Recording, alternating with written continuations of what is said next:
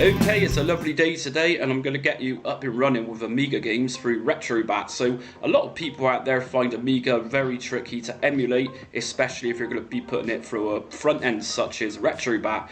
Don't fear, just Jamie is here. So let's get into this. So obviously you're going to need Retrobat installed. If you've not heard of Retrobat, check out my Retrobat playlist. I've got a lot of content on there to get you up and running. Okay, so let's go to the shortcut, right click on the shortcut and open file location. From here you're going to see BAT GUI. Open this one and this will open up a new window and we go to system list. And then at the top of system list we're going to see system. If you just left click on that, that's going to open up all the systems that Retrobat caters for. So in my circumstance I'm going to search for AMIGA 500. I've got my Alien Free game on the desktop and that's going to be running fine on AMIGA 500 model. Now the format I've got for my extension is a .lha, which is also a WHD load format game. So let me tell you, by far you don't need to mess around with .adf files and disk swapping, that type of thing. These .lhas, WHD loads, they're kind of compressing all of these different discs for a particular game into one package, so you don't need to swap discs, and you don't need to do this, you don't need to do that. So under extensions you need to make sure that you've got .lha on there, which I do, which is cool. So you also see this has got .hdf, so that's a very common file extension for AMIGA games. Okay, so once we've got that sorted out and we don't need to alter anything here, I'm going to close this and close my BAT GUI. Now since we're in the Retrobat directory, we've got a BIOS folder. Now I can't stress this enough, head over to AMIGA Forever and grab your Kickstart ROMs for there. AMIGA Forever is a superb package, almost like a dedicated front end for AMIGA gaming, and it's superb. It's how I got my Kickstart ROMs for this. So I've got my Kickstart ROMs in a folder here, and what I'm going to do is, these are considered BIOS files, I suppose. I'm going to just highlight all my Kickstarts and I'm going to drag and drop these into my Retrobat BIOS folder, as so. So close that down and let's back out of here. Now, like I was saying, I've got my game just here, which is my regular testing game for AMIGA. This is Alien Free, great game, bad film, whatever. We're going to go to ROMs folder now. Now you're going to see several different AMIGAs just here. So AMIGA 500, AMIGA 1200, AMIGA 4000 are the very common AMIGA systems of the day. Now you can drag your game into any one of these and it's pretty much going to give you that same icon. So, you know, whatever, I'm going to just open up AMIGA 500 and I'm going to drag and drop my Alien 3 inside here, and that's it. That is it. So let's open up Retrobat now. As usual, we just double left click on the exe. And before I go any further, can I just ask that you hit notifications and also subscribe if you like this tutorial video. It really helps my channel. So let's get back on with this. So we just opened up Retrobat. If we scroll along, we can now see AMIGA. It says Games 1, which is obviously the Alien 3 game I've just popped in. So open this one up and we got Alien 3. Now by default, if you just open this up for the first time, it's going to go into WinUAE. And WinUAE for a lot of people is your absolute worst nightmare. It truly is a thing that nightmares are made of. But whatever, what we're going to do is make this a lot easier. If I press select on my controller, this is, or whichever button you're using to get into the view options window, if we just go to advanced system options, under emulator, it will likely boot up WinUAE and you'll see a window pop up. I'm going to just show you this. So WinUAE, and I'm going to open this one up. So you'll likely get something like this, or you'll get WinUAE itself, the interface come up, which is, like I say, just keep away from it from now, and you're going to end up with all this stuff. And by the way, whilst I see it, Aros just here, that's a free Kickstart ROM that comes with WinUAE these days. So to be honest, it's not that great, and you're better off with the Kickstart ROMs from AMIGA Forever. So let's just press hot buttons and get out of this. Okay, so as I was saying, if we go to view options, advanced system options, emulator, the one I'm going to recommend for you is Libretro PUAE. Just select that and back out. Now let's open up Alien 3 again. Now it will say from time to time Kickstart ROM not found. And there you go, with just a few little presses on your controller, you're going to get inside it just as so, like I've done. And you're also going to see this really nice looking bezel around it, the AMIGA 500. So as you can see, this is working fine and there's no sound on it. I've disabled sounds for this tutorial. Okay, something I'm going to show you whilst I'm in this gameplay and whilst I'm on this screen. To get a virtual keyboard up for the AMIGA, all I'm going to do is press select on my controller, and it's going to bring up a virtual keyboard. Now the reason I say this is because I know a lot of AMIGA games are going to require keyboard inputs. So press select on your controller and this brings it up, and this pretty much emulates the AMIGA keyboard. So that's that good to go, and obviously you just scroll over to whichever button it's asking for, key rather it's asking for, just highlight it and just X. Okie dokes. So let's do some fine tuning to this. If I press select again on my controller, open up view options, advanced system options. This is going to be the part where I teach you how to make your game look really good. So first things first, shader set. So shader set is filters. From here we can choose things like scan lines, which I know a lot of people like, which gives you that effect of a very old school scan line across a TV. So that's up to you to play around with, but there's some really nice filters in here, or known as shader sets. If we go to decorations, as you can see, we got all the bezels here. So just a minute ago I mentioned the AMIGA 500 bezels. I'm going to just check this one out. I'm going to just select Ambiance Vintage TV. Just select that. Let's back out, back into Alien 3. Look at that. Now I gotta say, this looks like a 1950s, maybe 1960s TV. Don't quite go with AMIGA.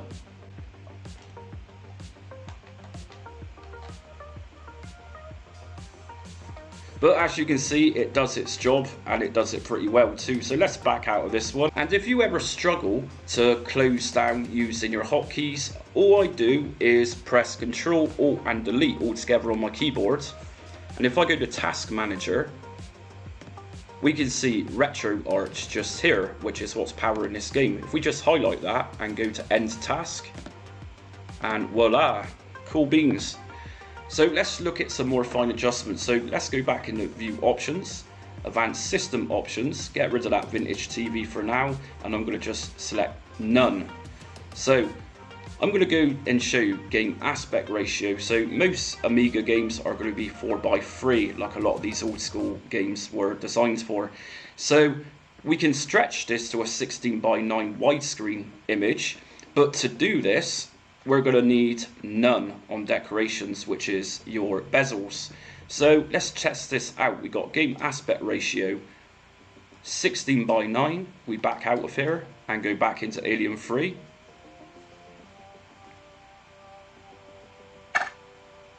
And there we go. And if you heard that click, that's obviously the emulator emulating the sound of the disc drive, which I love. I think it's a really nice little touch. And there we go. So if you put it into the 16:9, it's obviously stretching out the original image, which was actually designed for that smaller 4:3 ratio. But it plays well, and we can fine tune this as well. So rather than it be looking so pixelated like it is right now, if we back out of this again, so let's once again open up View Options by pressing Select, Advanced System Options. So let's tidy up that widescreen pixelated image. If we go to Integer Scaling, put on. Something else I'm going to show you is if we go down to Internal Resolution, I'm going to bump this one up to the highest resolution on my laptop is 1440p. Let's open this game up again. So as you can see, by switching to the settings I've just used, it's slightly compressed it, a small image, but it's really brought out the fine details and it's not so pixelated.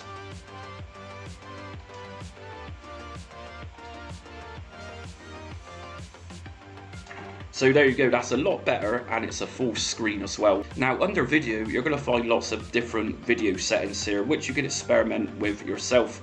The ones to take note of is the CRT screen output and the CRT screen resolution. Also the format, so just check those out. Remember, if it don't look good, all we can do, if you don't like what you've selected, is just simply go back to it and just press on auto, and that'll bring you back to how it originally looked. So another one which is going to smooth up the pixelated image is if you go to visual rendering, smooth games by linear filtering. If we press on this, and whilst we're in visual rendering, go to color depth, and we can change the colors in this. So by auto, it's going to be selected. I'm going to go to 24-bit. Back out of this, let's open Alien 3 once more.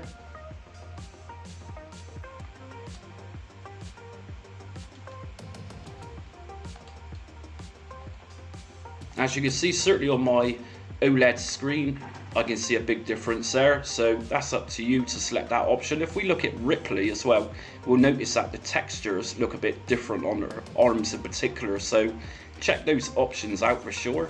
Right, so let's sort out that problem with the BIOS file keep coming up, the kickstart file. So let's exit out of AMIGA, and we need to find what Retrobat, or the emulator itself, the core rather, it accepts. So you might have some kickstart ROM files with a different name convention, but these need to match what Retrobat and the core expects to see. So to do this, we're going to press start. So we're in the main menu, we go to game settings, and if we just scroll down, missing BIOS check. And this is going to tell you all the missing BIOS files that Retrobat isn't seeing. But for this, we're going to go down to AMIGA. And just here we can see it, that's the kickstart file which keeps popping up. So once you've got your kickstart files from AMIGA Forever, it's just a simple case of renaming that particular file in the same way as you can see right here, and that's pretty much it, and that problem will just go away. So let me just show you very briefly how we rename the kickstart ROMs to match what Retrobat is asking for. So just highlight on the shortcut, always the easiest way to locate the default directory of where you've installed things. Open file location. Now remember, I dragged and dropped my kickstart ROM files into the BIOS folder. If we just go down here, this is obviously my list of kickstart ROM files. Now some of these are a bit over the place. I've used these for different projects I'm working on, for different tutorials I've done in the past. They're just a complete mess. But we need to rename, say for example, the A1200 file to what it says, which I've already taken a photo of, and I suggest you do the same thing. When that pops up, just take a photo of it, and what you're going to do is just right click on that kickstart, and you'll be able to loosely recognize which one it's asking for. It's just a case of literally right clicking on it, show more options, and rename. So just delete everything there you don't need, and then just rename it exactly how it says on, well, like I say, I've taken a photo of it, so just rename it, and remember capital letters are very important for that. Okay, so first things first, before I start today's setup guide, hit notifications, subscribe and like if you like today's guide, and also be sure to check out my long playlist for Retrobat setup guides. So we're talking about the Atari ST today. So what we're going to do first is head over to the Retrobat shortcut, as I always suggest, right click on it, open file location, and from here, just open up Bat GUI. And we're going to find system list once GUI has opened. System at the top. If you don't see this, please follow my comprehensive setup guide. There's a good chance there you don't have the correct files installed, so you might not see this, what I'm moving around just here. If you do see this, and hopefully you do, you'll find Atari ST.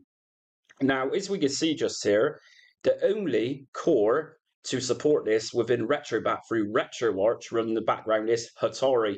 And I've actually covered Atari as a standalone emulator a little while back, as well as covering a standalone emulator for ST known as Steam. So already we can see we've got one core here to use, and that is it. We don't have an emulator within Retrobat we can download, so you are stuck with Atari, I'm afraid. Even if you like Steam, this is the way it is for now. If we look at extensions, we'll see different file extensions that your games need to be in. Now, after testing this for several hours today, I've noticed that the .st, .stx, and also .zip run fine. I have tested using .ipf and a couple of other file extensions, but I didn't get much success with these. So just make sure your games are in my opinion, in .st, .stx, or .zip file extension. And if they are in .zip file extension, just click inside and make sure they're actually the format of ST and STX or either one. So that's what we need. And next thing I'm going to do is close all this down and open up Retrobat, and we're going to explore now which file it is, or rather BIOS file, you need to get your games working through Retrobat. So just open Retrobat up. Okay, so we're inside Retrobat, and what we're going to do, go to main menu, I'm pressing start on my controller, and if we select the first option, which is game settings, right at the bottom of this list, you're going to find missing BIOS check. And this is going to tell you every BIOS file that you need for particular systems. And Atari ST is one of them. And here we go, Atari ST, the file we need is tos.img. And that stands for the operating system, or Atari, the operating system. So that's the only file we need. You can actually download a free alternative of this file, and I'll leave the link in my description for that. So now we know which file extensions you need for your games and the BIOS or TOS file you need. Let's just quit out of here. And what I'm going to do is just open up Retrobat again, the directory that is. So right click on the shortcut, open file location.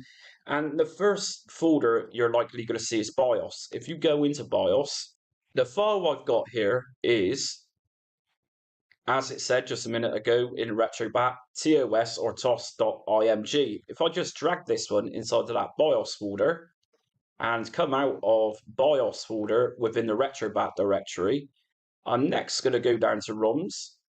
And under ROMs, we're obviously going to see an Atari ST folder, and here it is. So we go in there and it's empty. So I've got some games here. And what I'm going to do with this video is actually introduce you who aren't familiar with ST games and show you what it's got to offer. So a lot of these games just here are also on the Amiga. So some of these games are better, some of them not so good as the Amiga, but whatever. So as I said, these can be in .zip file extension, and that's what these games are in. So let's look at Blood Money. If I open this one up, we can see this is a ST file type, and that's fine. That's what BatGUI recommends. And if I look at the Chaos engine, we got an ST file in there as well, and Shadow of the Beast STX file. So you also notice that there's duplicates of these games. They're not duplicates as such, they're discs 1 and 2. If we take a look at the Chaos engine from 1993, disc 1 of 2 and disc 2 of 2. And we also got Jim Power, which is one of my favourite Amiga games. 2 discs on this one as well. And some of your ST games will be a single file. So Blood Money, for example, there isn't a second disc. It's just a 1-disc game. So let's copy the games. I've got 10 of these to show you into that ROMs folder in Retrobat. So everything's set up now. We've got the TOS file in place, that's the operating system file, and we've got 10 of the games I'm going to showcase to you. So everything's in place. Let's go back inside Retrobat. Okay, so we can now see Atari ST, and if we go inside here, here's all our games, and we got a nice little monochrome, I think that's a monochrome Atari screen just there, with the 520 in the background. Let's scrape some artwork, so main menu, scraper, and just scrape now, and give that a little while.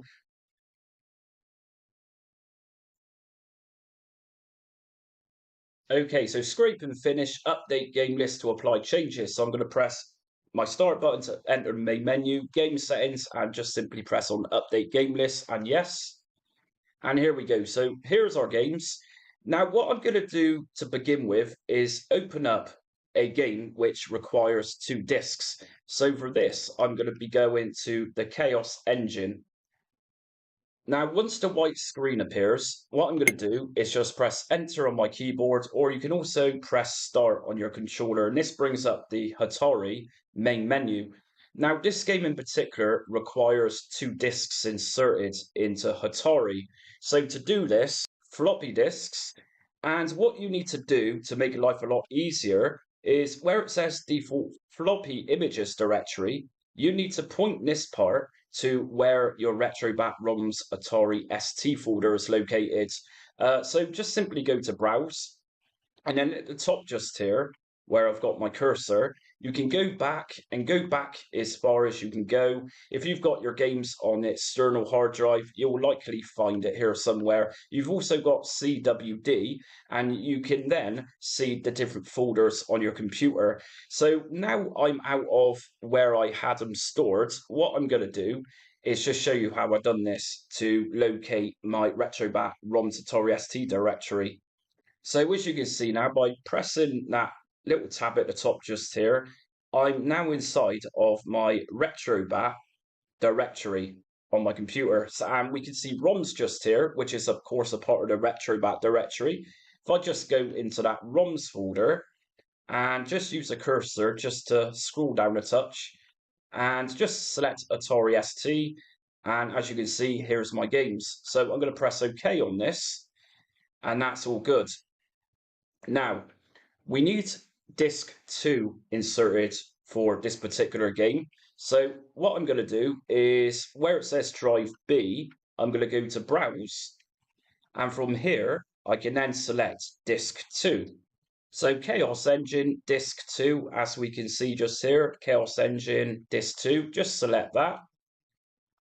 And tap a couple of times on that file. So at the top under file, you can see it's now saying disk 2, and press OK on this. If we go back to main menu, what we need to do next is save config, because we need to reset this emulator for it to boot up with both disks inserted. So save config.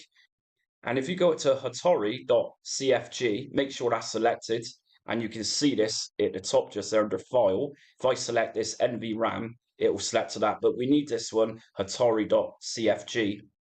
Press OK.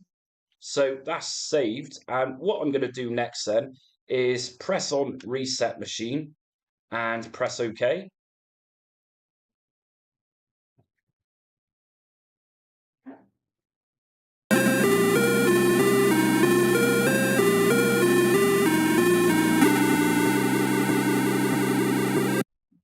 And if I go back to Hattori main menu, now everything's saved. If I go to floppy disks and press on that, we can see it's now got Chaos Engine disk 2 as well as disk 1 inserted. So everything's pretty much good to go on that. So back to main menu and press OK. So I just press space just to bypass a couple of screens just there. And we've also got disk 2 inserted, as we know. So right about now in the loading process of this game, it's going to be asking us for a disk 2. But you won't see this come up because I've already inserted it and it's going to detect it automatically.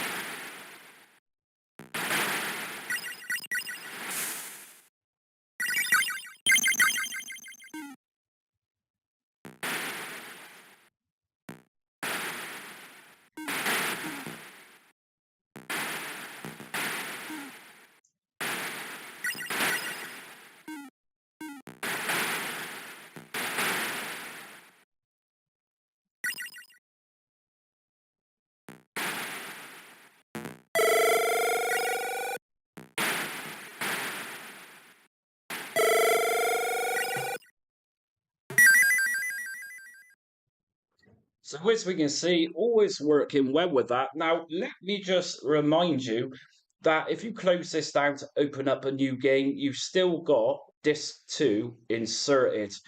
So let's just open up the Chaos engine again and eject disk 2, and I'll show you what I mean in a sec. So just enter the Atari main menu, floppy disks, and this time I'm going to just eject, say, both of these games. May as well do it whilst we're here. So eject both of your games and then back to main menu, and always make sure to save. So save configuration, and I always select Atari CFG. If I press OK and OK, again, everything is then wiped from the floppy disk drives. I've tried other ways of doing this, but this seems to be the only way to do this. So also to make a note, whilst we're in the Atari main menu, if we go to memory, we can even increase the size of the ST RAM. So for example, normally this would have been at 512 kilobyte, but I've actually boosted mine to 2 meg. And you'll find if you boost up games to say 14 meg, some of your games might not look right. So just be aware of that. But the option is here. If you need more memory on certain games you're going to be playing, then obviously do as the games ask for. Say a game wants 4 meg of RAM, then just select 4 meg of RAM. But always make sure you're saving this as you go along. So, for example, if I just selected 2 meg of ST RAM, I'll just go to save and Atari CFG and then OK and save it. So if we go back to main menu and OK, so what I'm going to do next is show you some video settings. So same as every system pretty much on Retrobat. If we go to view options, I'm pressing select. Advanced system options. Now, normally you'll see emulators at the top with RetroArch cores and maybe a standalone emulator which you downloaded through Retrobat. Like I said, we've literally just got Atari on Retrobat. So we still got video settings for this. So shader set, you can use whatever you want here. Curvature is a very good one if you want an old CRT image, which is pretty good. Personally, I like this one in enhanced. I'm going to put enhanced on for this. Decorations, as you noticed just now, we've got some decorations for the Atari ST computer. I'm going to disable this because I'm not too keen on these, but if you want to apply another decoration, then that's fine. Just remember, if you want to set an aspect ratio to stretch or 16 by 9, if you're planning on to use a decoration, then by stretching or going to 16 by 9, most of your gameplay image is going to be taken away. So if you do set a decoration, make sure aspect ratio is on 4 by 3. I'm going to go to none. And here we go, game aspect ratio. I'm going to put this on custom. Integer scaling, I'm going to put this one on. It reduces the full size as such, but it compresses, condenses almost, and gives us a bit more of a tidy picture so it's not so pixelated. Vertical sync, put to yes, that eliminates any screen tear. And just down the touch, we've got visual rendering. Again, if you want to take away pixelation and make your games look like they're a bit more modern than what they actually are, just make sure this one's on and go back. So I'm going to start showing you now what the ST has got to offer. So I'd imagine a lot of you are familiar with Shadow of the Beast on AMIGA. I'm going to show you this on the ST. So open up disk 1. As we can see, this is 2 disks required. So straight into the Atari main menu. Now Shadow of the Beast, it's got 2 disks. So if we go up to floppy disks, now always ensure when you finish with a game, eject everything, back to main menu, and then save your configuration. Otherwise, your disk 2 is always going to stay in drive B, and that's going to get very irritating. So just be aware that literally everything you're doing on Atari, save everything. So we've just loaded up Shadow the Beast, and in a minute, this is going to ask us for side 2 or disk 2. So we're going to wait for this to prompt us. So if we go back to main menu and OK,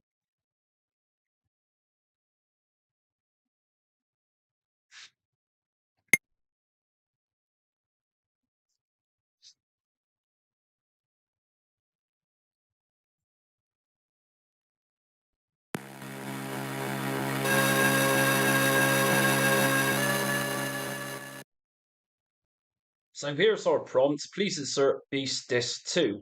So if I go to Atari main menu, floppy disks.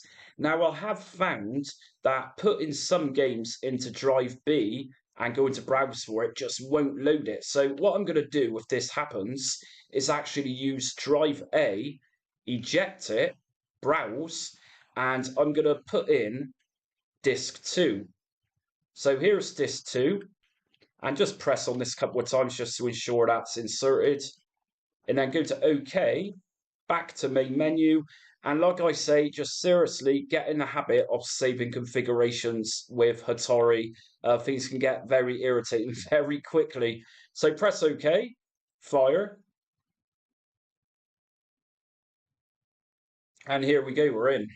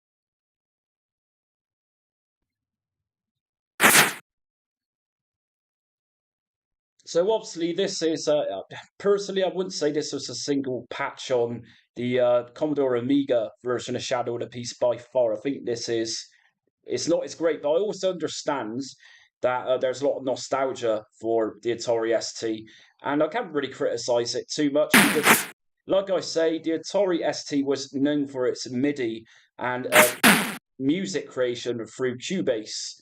So the Atari ST, just like the Amiga, has got advantages.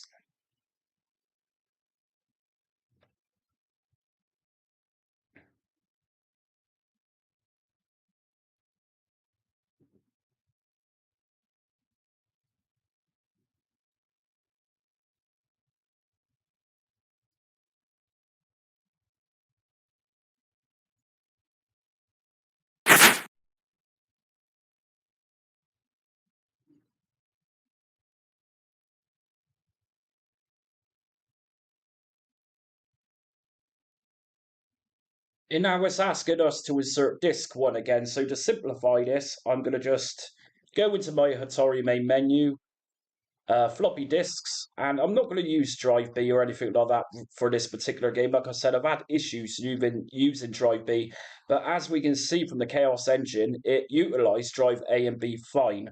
So what I'm going to do is asking for disk one, so I'm going to go to eject, browse, and then obviously select disk one.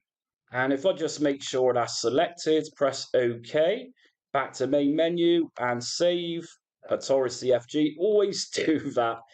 And we're going to press OK and press fire.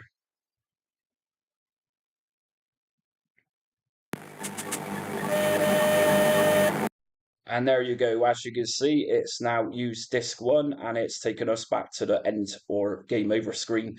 So next thing I'm going to do is show you a bit of Rodland. So Rodland is a very cool arcade game. So it was very popular. It was ported to a lot of different micros of the day, including the ZX Spectrum and the C64. So let's check out Rodland. Now you notice this has only got one disc. So this one's going to be pretty straightforward.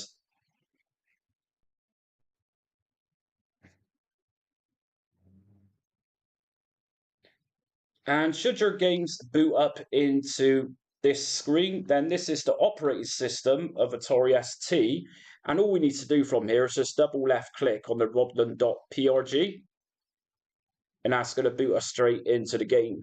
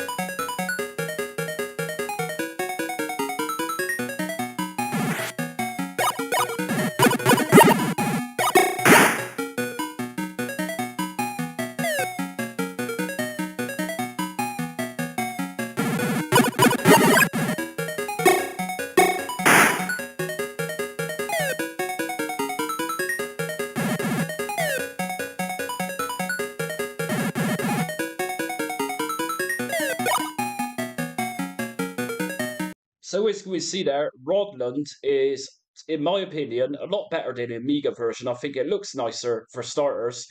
Whereas Shadow of the Beast clearly didn't look as good as the Amiga version, but that's debatable, and that's not the point of this video today. So next up, we got R-Type 2. So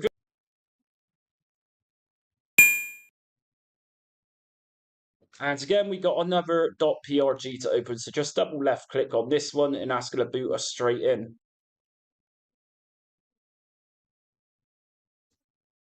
And just to bypass screens, just remember to press space on your keyboard or open up your virtual keyboard and navigate to the space symbol.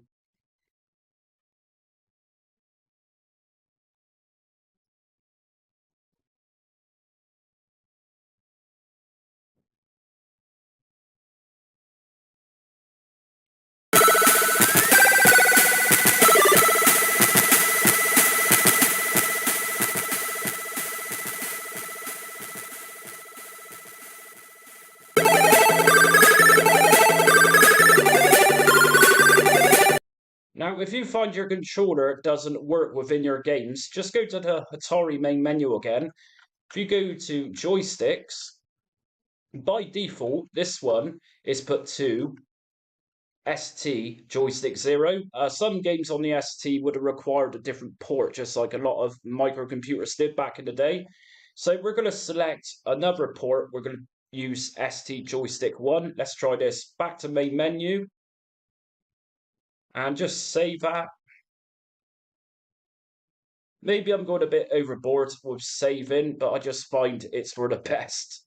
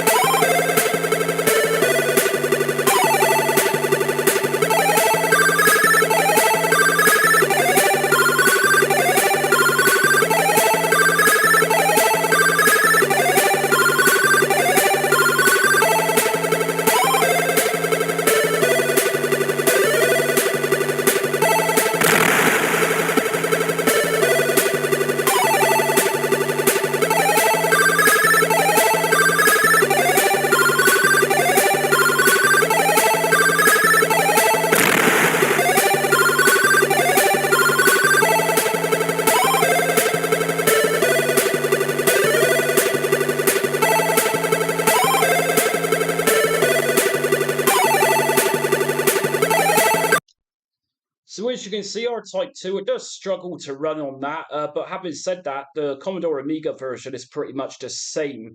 And just to make it clear, if your previous game was just one disc, if you're going to start a new game using one disc, like I'm about to with the New Zealand story, then you don't need to go into the Atari menu to mess around with discs. So let's just open up New Zealand story, and I'm sure everyone knows this game. It was a big game in its day.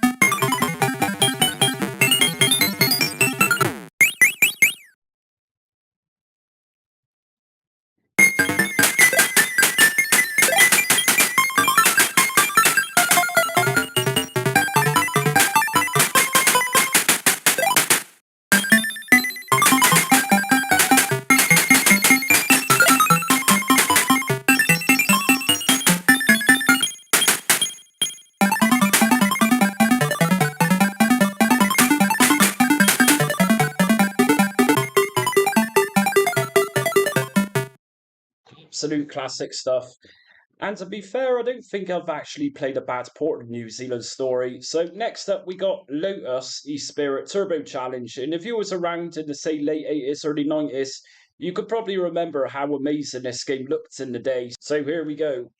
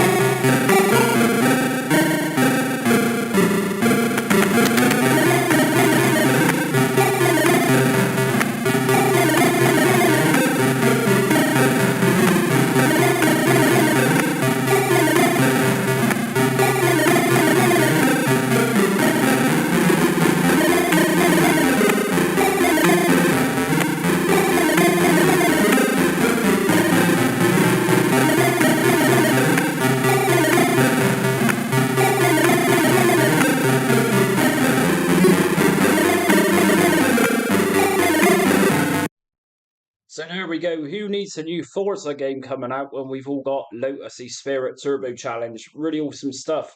Okay, so the next game I'm going to show you is Jim Power. Now, Jim Power is one of my favorites on the Amiga. As we can see, this has got 2 disc images. So let's just open up the first disc.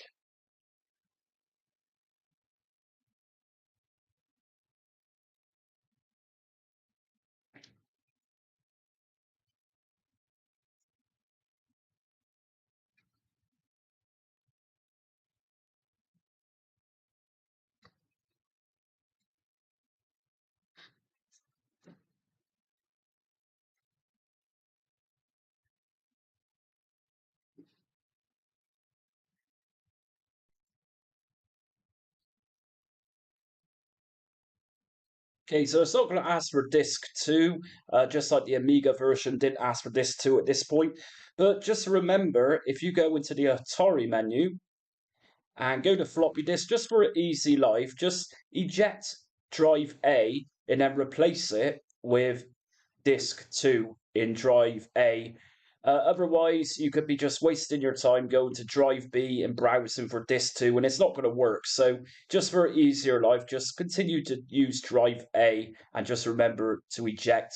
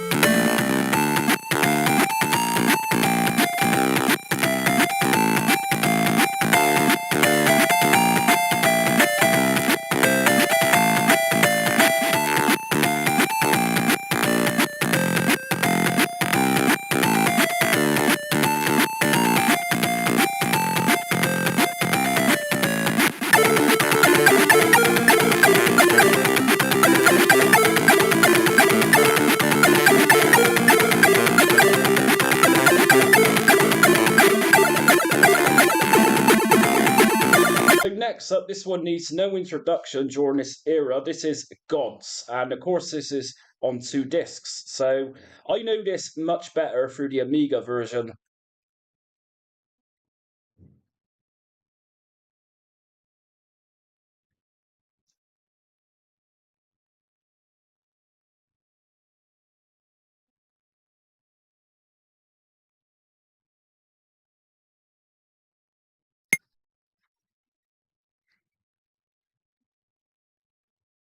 Into the wonderful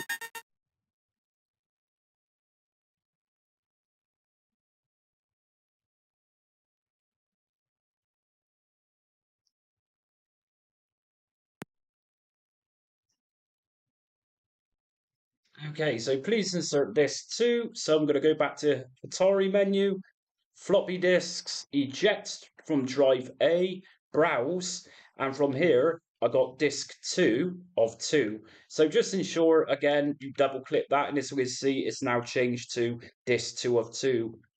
Press OK, back to main menu, and you might not be so obsessive with saving, but yeah, I'm going to just continue to do so. So press OK.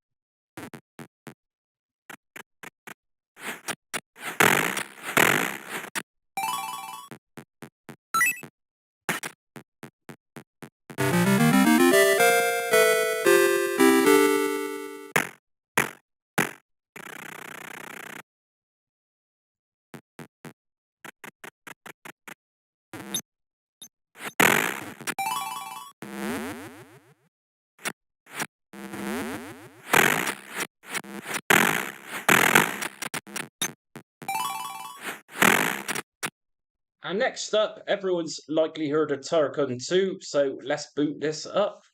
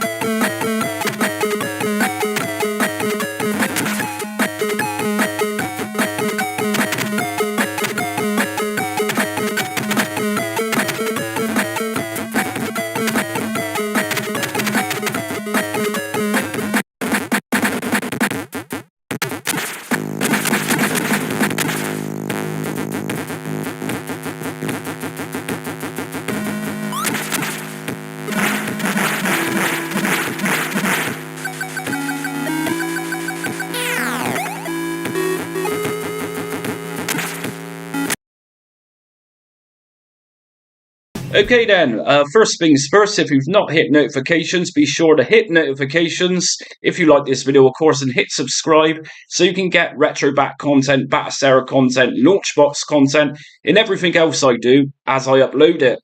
So first things first, what we're going to do is just have a quick talk about file extensions on Commodore 64 game files.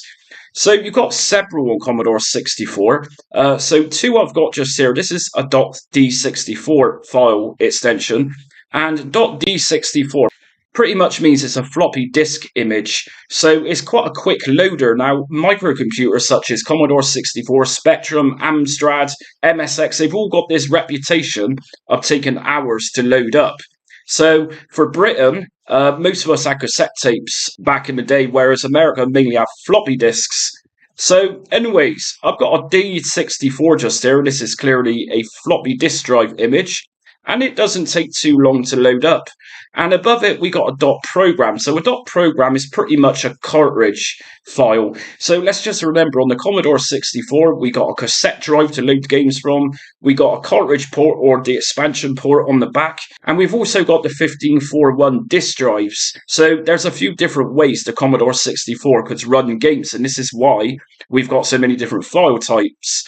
So the other one, which I don't have, and I don't recommend, is .taps or .t64s. Those are cassette images. So if you can, try and obtain a .d64 or a .program image. So I'm going to just go into Retrobat. So if I right click on the shortcut, open file location, and I open up Bat GUI, and I always recommend this for people wondering why their games aren't showing. So I'm going to drop down System into the top, and I'm going to just say, if you can't see this, then take a look at my full setup guide. Some people on some of my setup guides said they can't see this list of system names.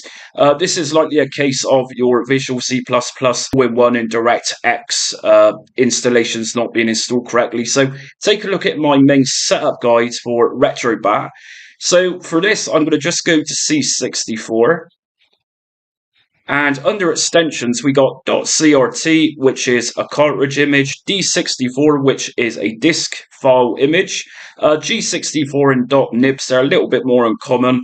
T64 is your cassette tape image, which are very slow. And we got .zip and .7zip or .7z. So anyways, what we're going to do is just back out of here, and obviously this is how you know which games are going to work with Retrobat. And let's close this down, and I'm going to just go into my ROMs folder now and drag my two games in it. So let's just find C64 for now, and I'm just going to make a note that C128 is for the Commodore 128, which released in 1985, was largely a flop.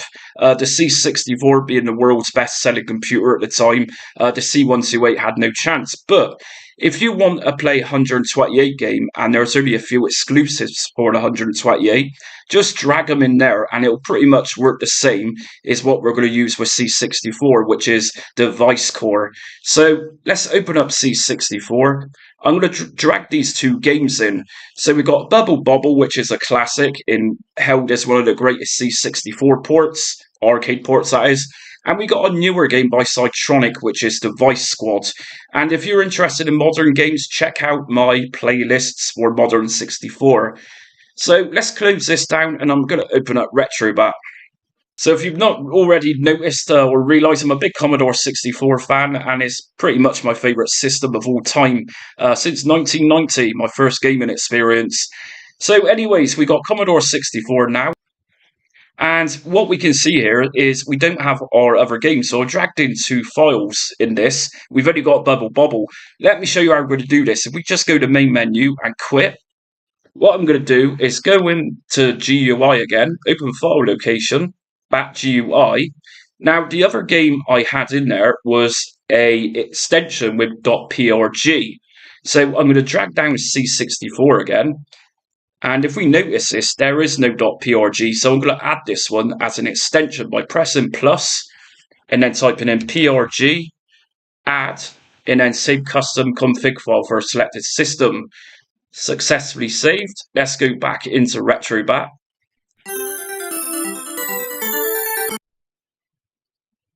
And here we go, we now have the Vice Squad as well, which was the .prg image. So first thing I'm going to do is just grab some artwork and perhaps some preview videos for this. So main menu, scraper, and scrape now.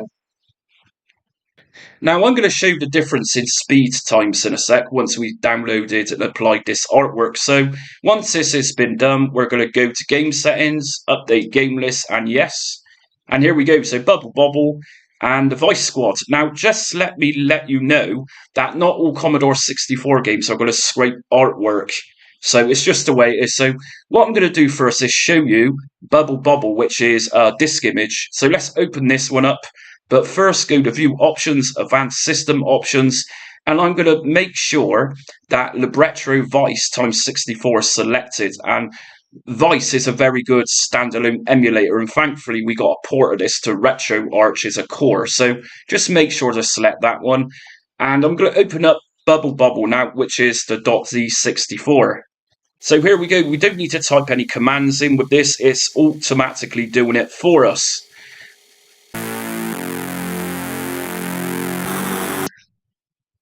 So I just press space on my keyboard just to bypass that, and also to let you know, if you press select on your controller, or the equivalent of what I'm pressing is select on my PS3 controller, this is going to bring up a virtual keyboard. So sometimes on microcomputers, especially this one, it might ask us to type a key, for example F1, F2, to change something. Sometimes your physical keyboard isn't going to work, so this is why we got a virtual keyboard for this. Let me show you an example. So we come to the screen like we got here, and it says run stop in brackets to start. So if I open up my virtual keyboard and just navigate to run stop, and there we go. And we're back to that lovely rainbow screen. So, you know, as a kid, I'm surprised I never had seizures looking at this, but I learned to love it, and I'm sure people watching this might have as well. Good stuff, good times. And we've also got this on here as well. So if I use my keyboard, page down and page up keys, they're not working. So what I'm going to do is open up my keyboard again, my virtual keyboard, and just use down on here.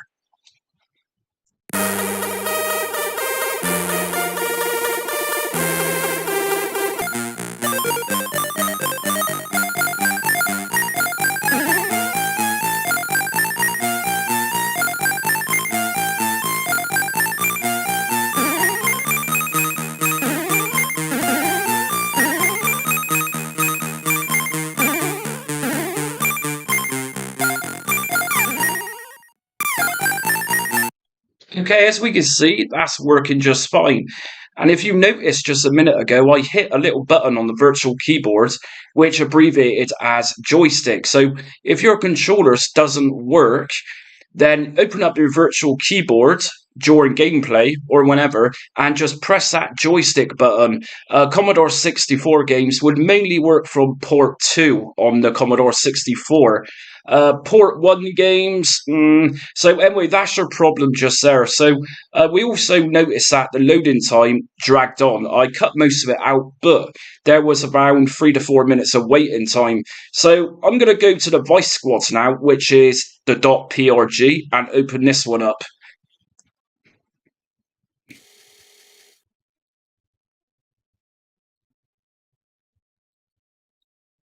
And we're straight in. I've literally not edited that part of this video, we are straight in.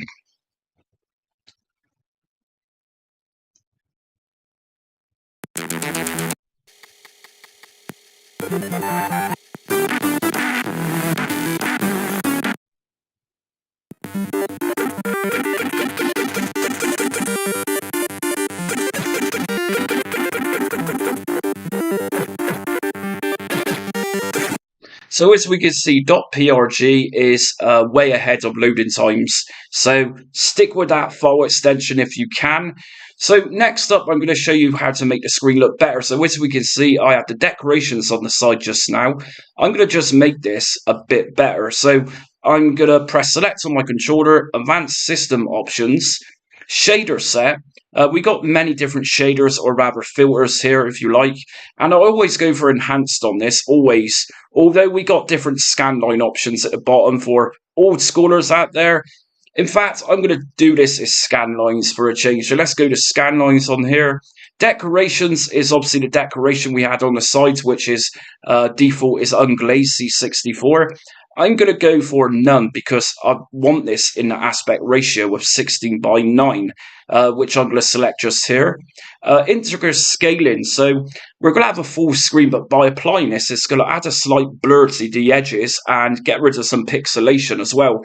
So I'm going to turn this on. So I'm going to turn vertical sync on too, so that's going to reduce any screen tear should we get it. Now, if we just go down a bit further till we get to visual rendering, we got the option here to smooth games a little bit further. So I'm going to turn this one on. Now, for real big Commodore 64 fans out there, if we just go down the color palette, we got a selection here of different colors used by different systems for our games. So that's entirely up to you to mess around with. I'm going to just keep this to auto, and I like to go to color depth. And if I put this on the 24-bit, it will just make our colours a bit more of that enriched. So that's what I'm going to do there. And let me just tell you something else. There's certain games out there which requires a bit more memory. Let me tell you about Sonic the Hedgehog. It was a great port which came out about 2 years ago. And if we go to emulation, if you want to run this game, we need to go to memory expansion and put this one to 512 kilobyte. So just to make you aware of that. So anyway, let's come out of here, and I'm going to open up the Vice Squad again and see how this looks. I would go for a Bubble Bobble, but it just takes too long, so the Vice Squad it is.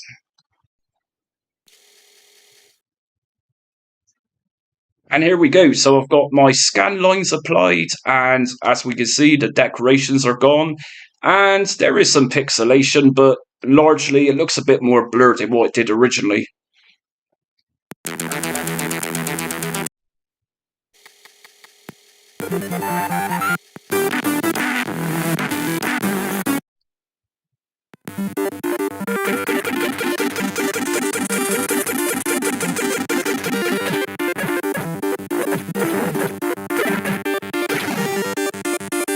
So as we can see, my video settings have now applied and it looks a little bit better. I tell you what, I'm going to give you a treat and I'm going to open up Bubble Bobble. And this time around, I'm going to go to Advanced System Options and I'm going to change the shader set to what I normally go for, which is Enhanced. So if I boot up Bubble Bobble again, with the same settings, just with Enhanced Shader applied, let's see how this one looks.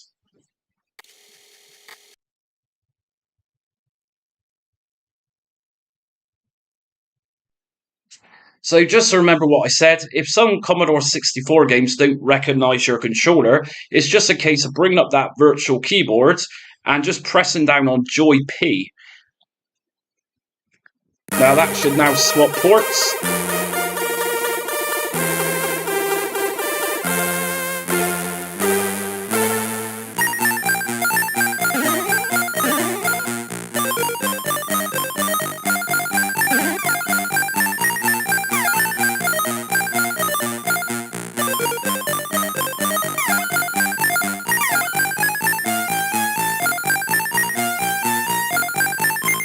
So as you can see, that's working just fine. So just make a mental note of swapping that joystick port button if you come across an issue where things aren't recognising your controller.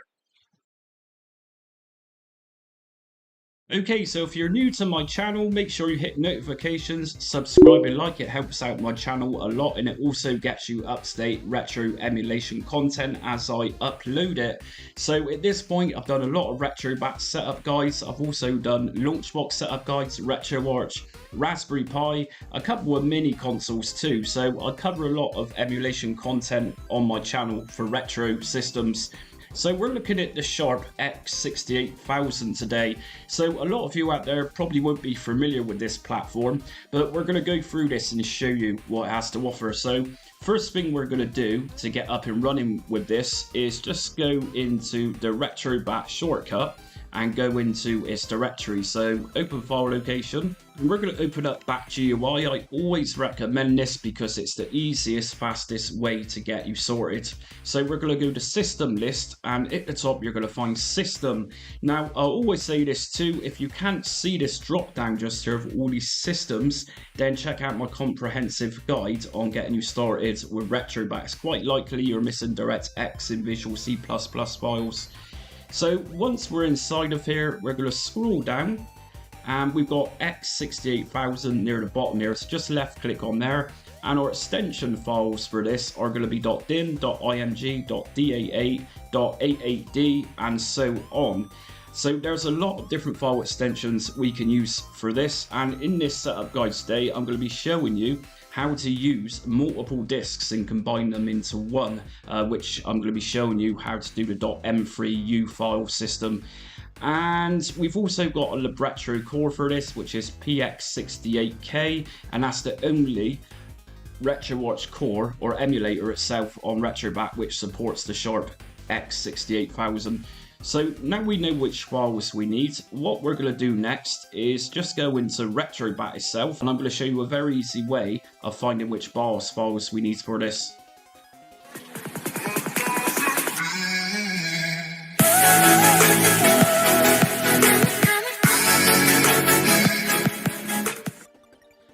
Okay, so once you're inside Retrobat, just go into the main menu, and from the main menu, just go to Game Settings, which is your top option, and if you go right to the bottom, just select Missing BIOS Check, and just go into that.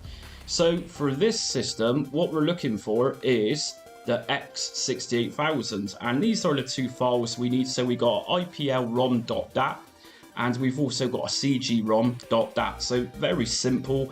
And that's about it. And also, by the way, whilst we're in Missing BIOS Check, you can find out every system that Retrobat supports which requires BIOS files, and there is a lot there.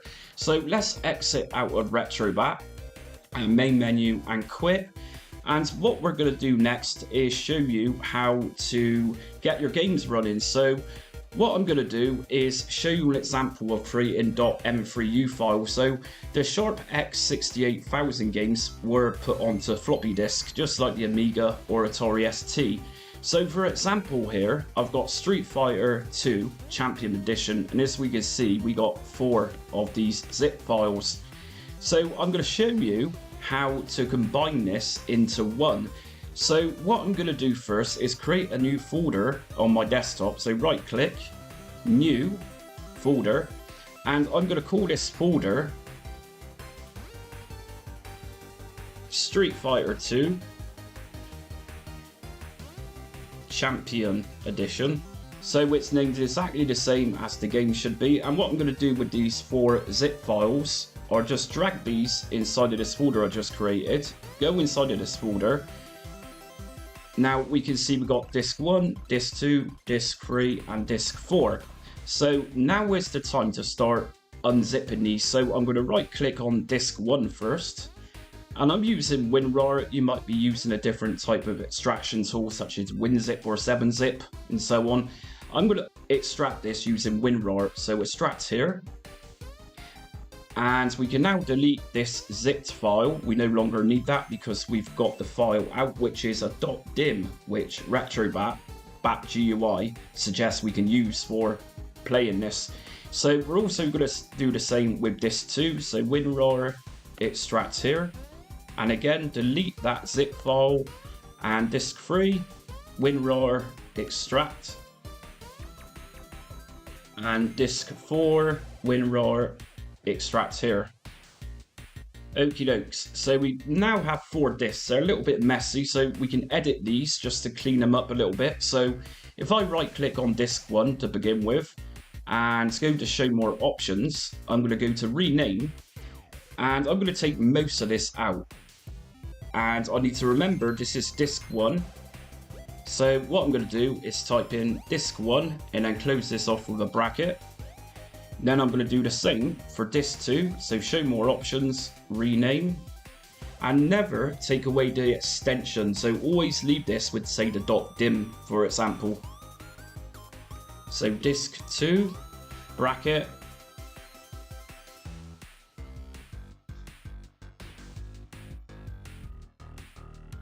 disk 3, whoops.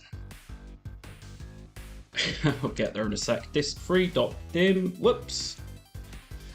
And finally we got disk 4. So show more options, rename, and we're going to put disk 4 in for this one.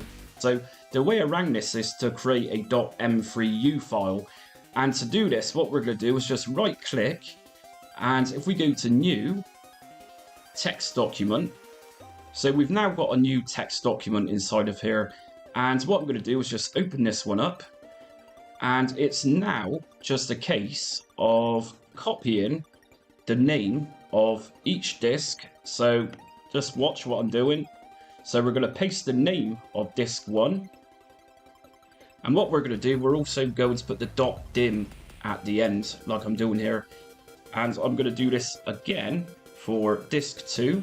So just delete disk 1 there. So obviously close it off with a bracket, .dim. And we got a third disk, so disk 3, bracket, .dim. And finally, Control and V to paste again. Disk 4, bracket, .dim. Now we can save this, just go to File, Save, and that's everything saved within our text document, as you can see here. So the next thing we need to do then is actually change the file extension and the name of this text document I've just created. So right click, show more options, rename, and I'm going to press Ctrl and V again to paste in the name of the game. Just take away the disk 1. And we're going to leave the dot there, take away the .txt text, and type in .m3u. Click out of there, and you'll get this pop up. Just press yes to change it. So that's it, that's a multi-game now ready, and it's going to appear in Retrobat once we put it in as a single game, so it's not so messy. So we got that one ready to go. That's our Street Fighter 2 Championship Edition done. So what I'm going to do is go to Retrobat again, right click, open file location, and if we go down to ROMs, we're going to find X68000 near the bottom. Here we go. So this is totally empty, and I'm going to just drag this Street Fighter 2 Champion Edition inside of here, and there's everything. Now, the strange thing is with its BIOS files is that we need a folder named Keroppi. So if we go into Retrobat again, into its directory, right click, open file directory, and we're going to go to BIOS. Now, if you don't have a Keroppi folder there, which I didn't when I was doing this video, what I'm going to do is just say create a folder in here. So right click again, new folder, and I'm going to just title this one Keroppi. And if you remember just a minute ago, I was showing you which BIOS files we need for a Sharp X68000. So once you've got those BIOS files, you can just copy them into that folder Keroppi that you just made. Okay, so now you've got your BIOS files in place and your multi-disc games are sorted out. Let me just remind you, not all Sharp X68000 games are multi-discs. You've got plenty of them which are single discs. In which case, it's just a case of putting them into that X68000 ROMs folder. So we're going to open up Retrobat now. And as we can see, we now got Sharp X68000 appear. If we go inside here, we can see 4 files here. So what I'm going to do here to make this smarter is just press backspace on my keyboard. And if I go down to view customization, right at the bottom with file extensions, what we're going to do is just select none, and I'm going to just select .m3u, so that one's just checked, and I'm going to go back and back again, and now as we can see, we just got the Street Fighter 2 Champion Edition up here. So I'm going to go into this. Okay, so just to make you aware, this part takes some time at times. So if we press spacebar, this is going to fast forward and just make this process a bit quicker. Okay, so the best of my abilities, what I'm going to do to interpret this is press I on my keyboard, and that comes up as disk 1. So from here, I'm going to press F12 on my keyboard, and that's going to bring us into this menu. And by using cursor keys, I can go down to FDD0, which is floppy disk drive 0, and FDD1, which is obviously floppy disk drive 1. If I press enter on FDD0, that's going to bring us over here. And if I press up and down on my keyboard, we can eject. So I'm going to press enter on this one. And what I'm going to do is go down to FDD1, press enter again, and press down on my cursor, which is going to say eject. Now I'm going to load this back up. So FDD0, I'm going to press enter, enter on this one, and select disk 1, press enter. And if I go down to FDD1, press enter, and again, and disk 2. And if I press F12, and there we go, we're in. So some of these sharp games will need you to interpret things as best as possible. Most games, in fact, this is just an oddity. Other games don't do this.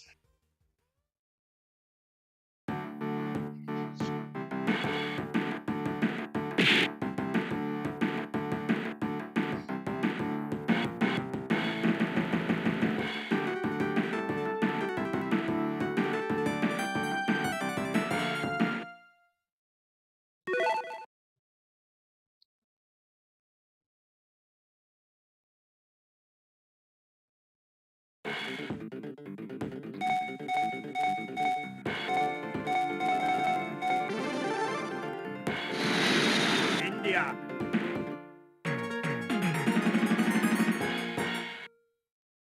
So sometimes you might need to use your initiative and mess around with the settings in the background like I've just done. Other times it's going to ask you for more things to do, but obviously we can't all speak Japanese. So trial and error, but like I said, Street Fighter 2 Champion Edition is kind of pretty much the only one I've come across where it's going to be asking for that. Everything else, which I personally tested, automatically loads disc 2s, etc. Okay, so now we got all the annoying stuff out of the way, let's have some fun. I'm going to show you what this system has to offer. So I'm going to go through a few of these games, and some of these will look very familiar to you. So let's start off with Strider, which was obviously a very popular arcade game in the late 80s and got ported to pretty much everything.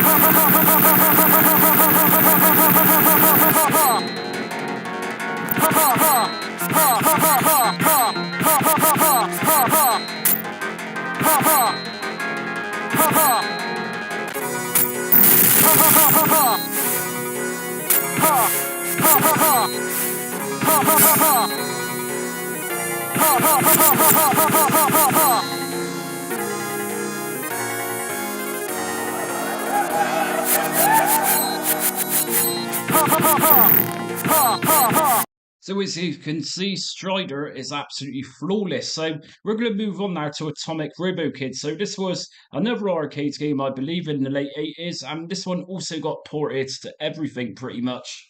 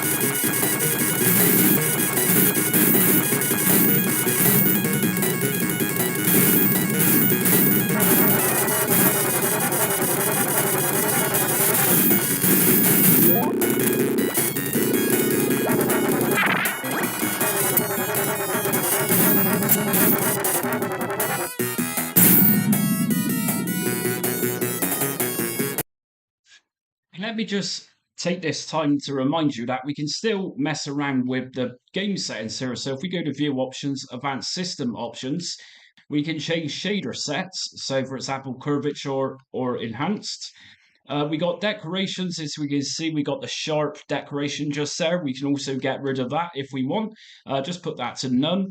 Game aspect ratio. If you're planning on using a decoration, just make sure this one is set to auto, which is 4:3. If you put this on anything else, most of your gameplay image is going to disappear. So because I've got rid of the decoration, I'm going to put this one onto full for this next game.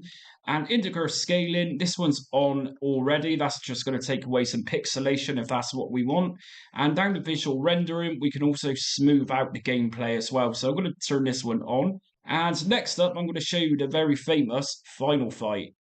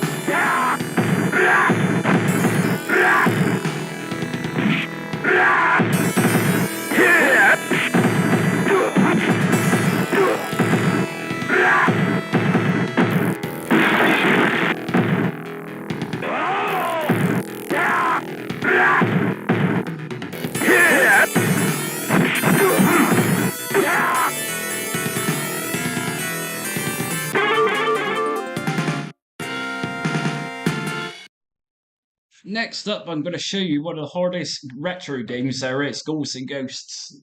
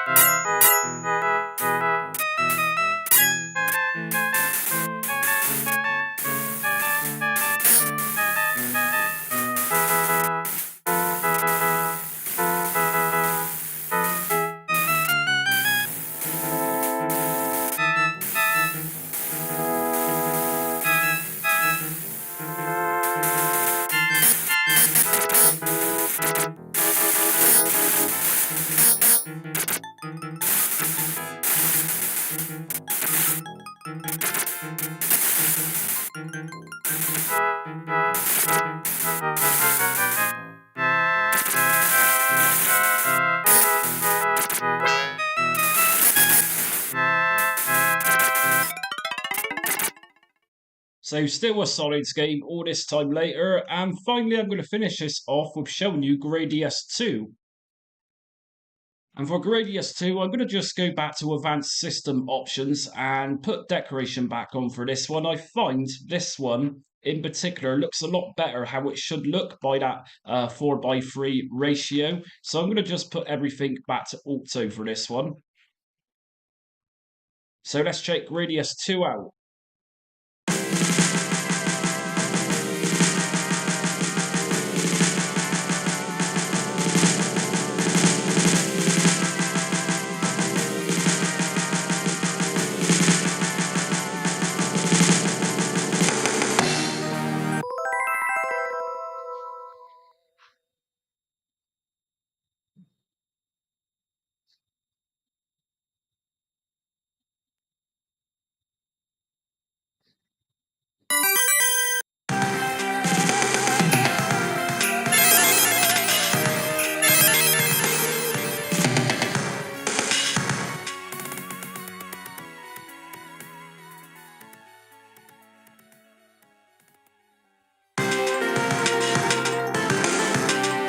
Destroy them all.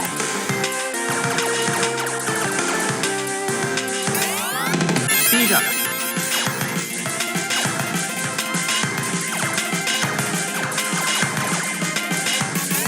Speed up. Speed up.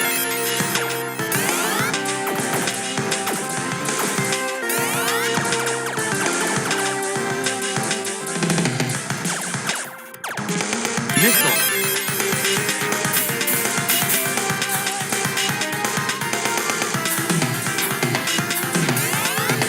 Speed up.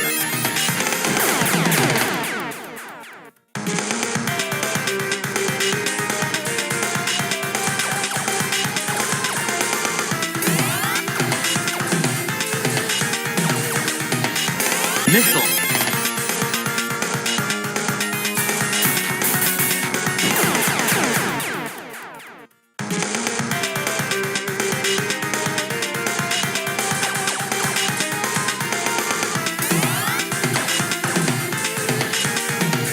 Speed up.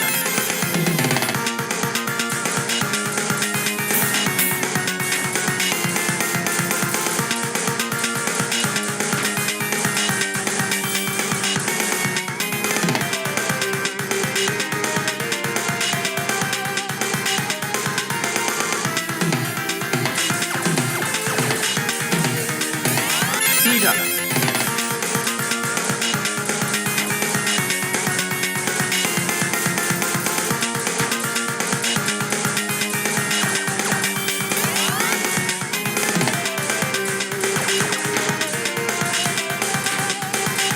Speed up.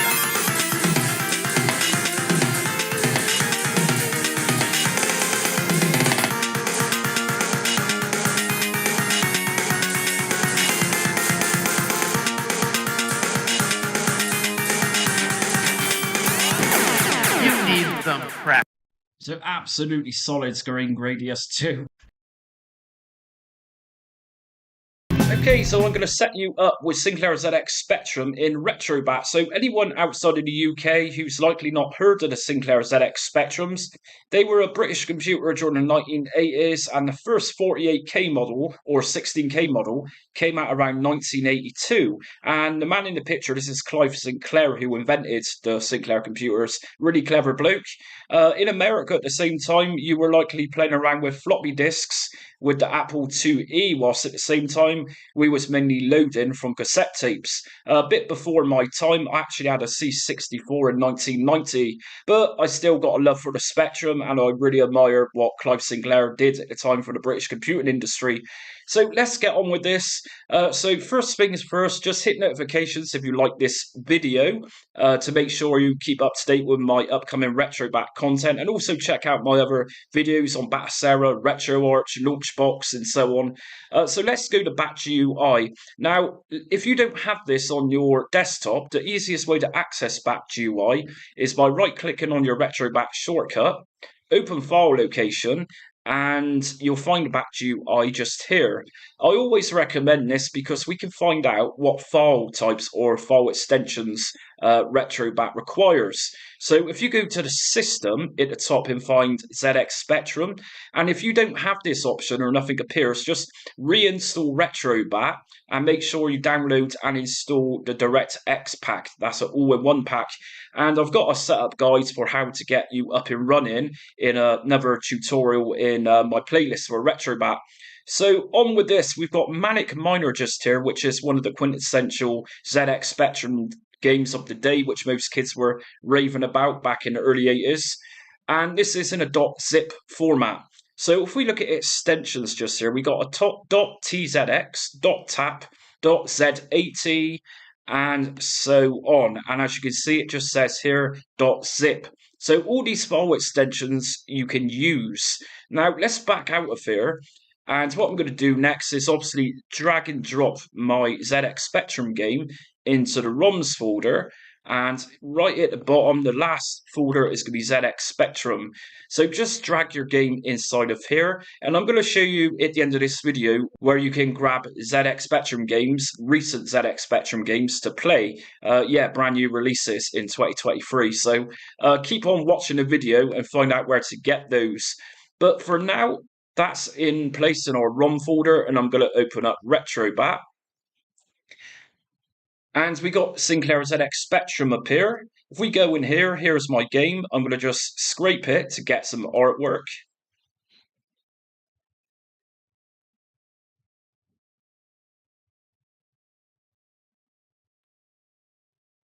And here we go. So game settings, update game list, and yes. And here we go, Manic Miner. Now, if you press select button or whichever button takes you to view options, if we go to advanced system options, under emulator, you're going to find two RetroArch cores. So we got Fuse, and that's FB Neo. Now, trust me, Fuse is a great core, and it's also got a standalone emulator also by Fuse, or the creators of Fuse. Is a very good emulator or core to use.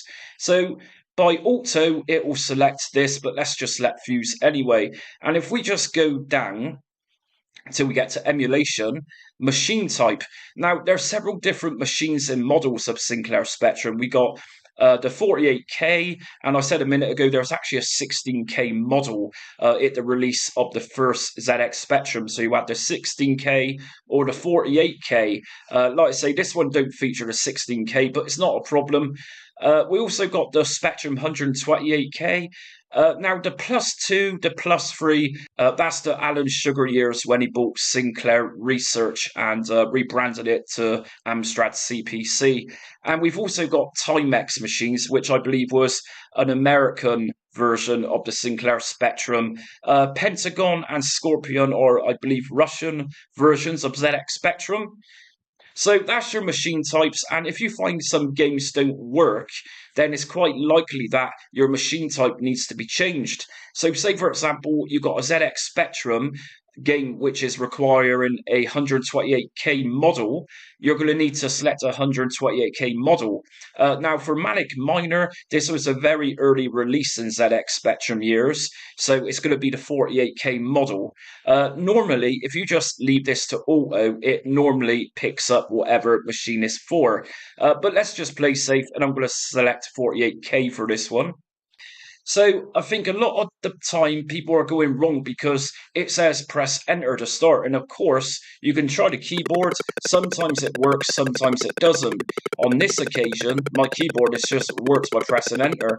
Now, if you need the keyboard for anything in specific and your computer keyboard doesn't work, if you just press select like I'm doing now on my PlayStation 3 control, it's going to bring up a virtual keyboard. And this is of the SINCLAIR ZX Spectrum 48K or 16K. Both models 16K and 48K were the same case, just different memory. So this is Manic Miner here. And I didn't need to configure my controller for this. And yeah, you know, to younger people watching this, it looks trash. And for those of the age who remembers teletext, then you'll likely think this looks a bit like a teletext type situation going on. But it's a decent game, and it's a highly regarded game in the ZX community. So that's about it, and as you can see, I've got bezels around the side just here. This is the sides where we can see Sinclair ZX Spectrum. So let's exit out of this game and go into the video settings. So video options, advanced system options. Now, as always, each emulator or each system in Retrobat has various different settings we can play with, and they vary from system to system. So just a minute ago, I said about the sides, and we had the Sinclair ZX Spectrum bezels. If I put this to none, it's going to disable them. And what I'm going to do, I'm going to turn the 4:3 ratio to 16:9, which I always do because I think it looks better once we sort this out. So that's going to give it a stretched image. Integer scaling, I always say onto this. That's going to clean up the pixelation. Vertical sync to yes to eliminate screen tear. We go down to video, CRT screen output. We can mess around with various CRT settings. So CRT meaning an original TV, the big box old school TVs. And CRT screen resolution, you can mess around with CRT scan lines, that type of thing.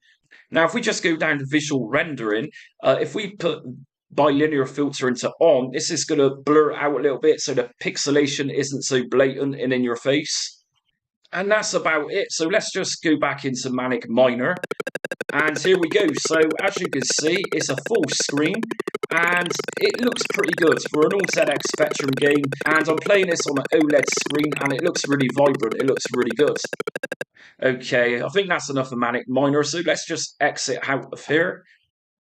Okay, so this is itch.io, and I recommend this website from time to time. You'll find a lot of old games, or rather new games, for retro vintage platforms. So if I just go to search for games or creators and just type in ZX Spectrum, a whole list of games is going to come up. Now, this game in particular just here, Aliens Neoplasma, I did a little gameplay video of a while back. So there's two versions of it here if you download this. And we'll just go to no thanks, just take me to downloads. And download. So we got two different versions of this, and I'm going to show you how to get that 128K model working. This is obviously a 128K specific game. We've also got a Next folder inside.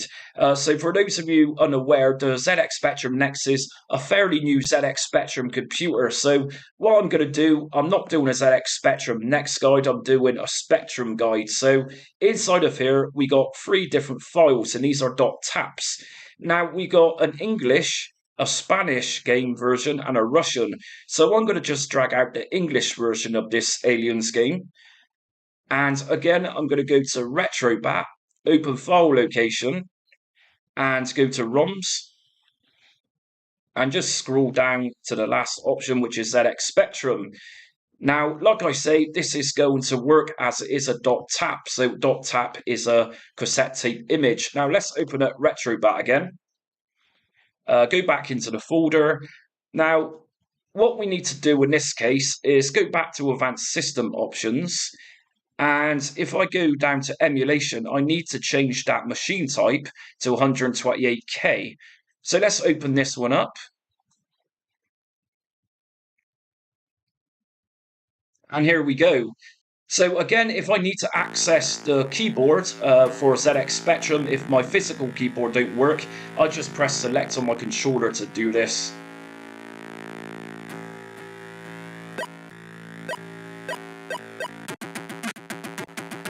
And this game itself, it came out around a month ago, and I highly recommend it. It's a really cool game.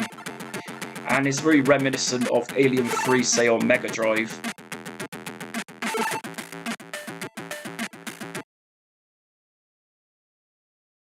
Okay then, before I start today's Retrobat setup guide, just make sure you hit notifications, subscribe and like so you don't miss upcoming Retrobat content on my channel. And also to remind you that it's not just Retrobat that I do on my channel, but a plenitude of standalone emulators as well as different front-end systems, and that's going to expand into the year 2024 as well. So lots more coming. So what we're looking at today then is ARCHIMEDES, ARCHIMEDES, however you pronounce it. I was pulled up on this once before, a few months ago when I was doing a Arculator standalone setup guide for this system. So whatever, I'm going to refer to this as Archimedes, I think, or whatever. So what I'm going to do first then is go to the Retrobat shortcut, open file location, and we're going to go to bat GUI just to establish which file extensions we need for this system. So system list, and under system we can drop this down. Now like I'm always going to say, if you don't see this, please follow my comprehensive setup guide for version 5 of Retrobat, and just bear in mind as well that version 6 is on the way. So what we're going to do then is take a look for Archimedes, and here we go. Here's our file extension. So we got .mfi, .fi, .hfe, and the list goes on. The one I'm going to take attention to is .adf. Now when you're grabbing a game for this machine, it's quite literally likely you're going to come across ADF files. Now it's wonderful, but if you've got a game which requires 2 or 3 discs, to my knowledge, and I've tried for hours today to try and get this to load up everything within one load, it's not going to happen. So I'm afraid to say, if you've got a 2 or 3 disc game, it's going to be very hard to load it. You can look online for different extensions for ACORN Archimedes games, but it's unlikely you're going to find them. And if you know of a converter which can convert ADF files into a single file, put in the comments below. But like I said, I spent all day on this. I've tried converting them to .m3u, literally everything. I've even tried converting to .zip, and it simply won't work. So we're going to carry this on then, just using ADF for now. And once we know what this is going to recognize, we can look at the cores lib retro, which is the RetroArch core supported in Retrobat for this machine. So we've got a main core which is going to support this, plus there's actually a MAME64 emulator within Retrobat that we can install if we want to.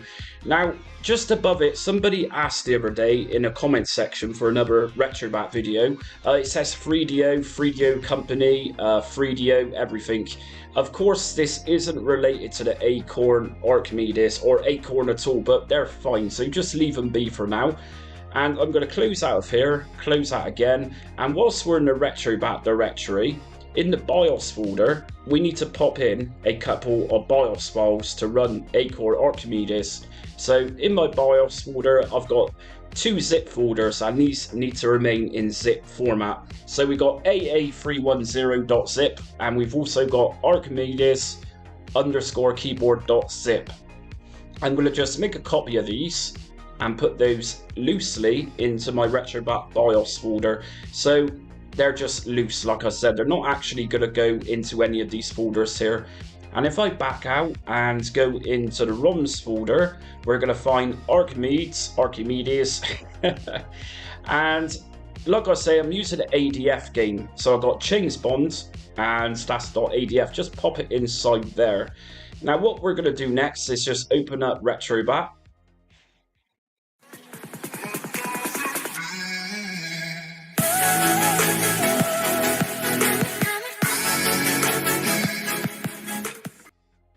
Okay, so at first we're going to see MES pop up, and we can actually turn this logo into the ACORN logo. So to do this, just go to main menu by pressing start, and then we can go down to game collection settings, systems displayed. I'm going to just disable MES and leave Archimedes selected, go back and back again, and there we have it. We now have the awesome logo up here. So if we go inside here, let's just scrape some artwork. So main menu, scraper, and scrape.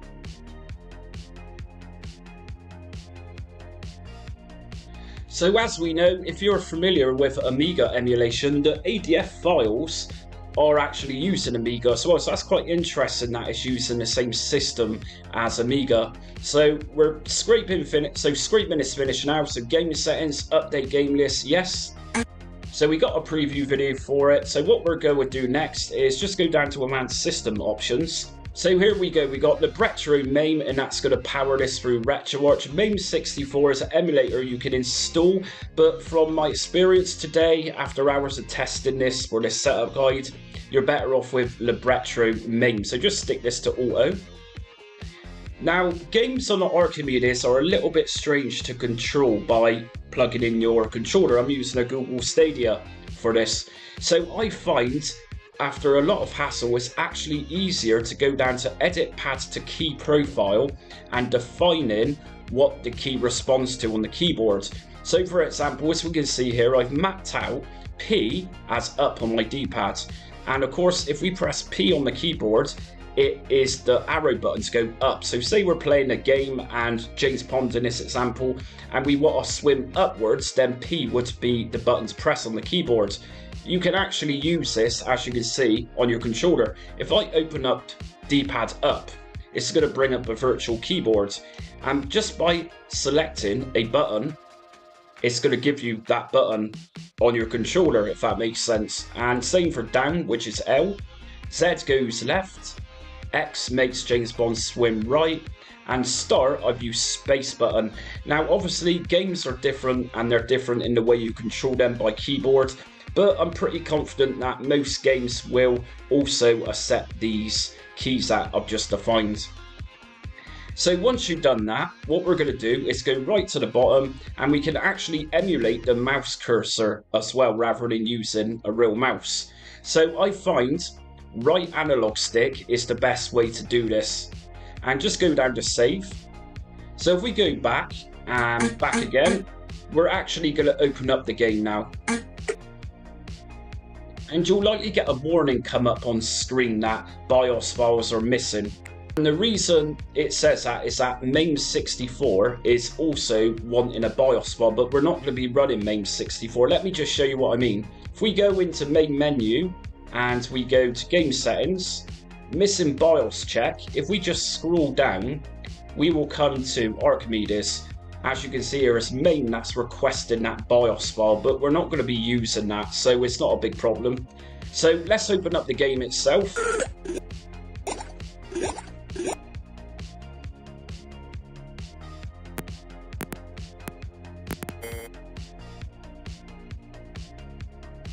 And here we go. So to open up your game, once we're inside the ACORN operating system, we're just going to go down to the little disk drive just here and click on it, and this is going to bring up a window, and then from here we just click on the game icon. In my case it's James Bond, so just double left click, and that's going to boot straight into the game.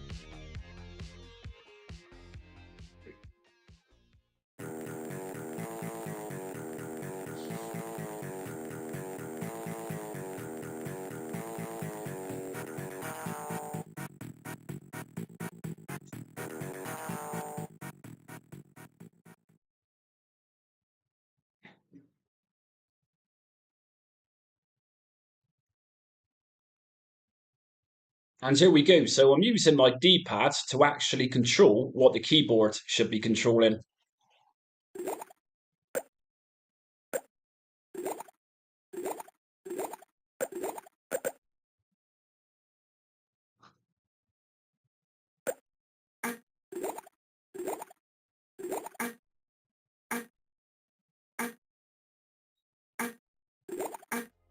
And as we can see, that's running just fine. Now let's just go back to what I was saying just a minute ago about games that requires more than one disc, something like Cannon Fodder.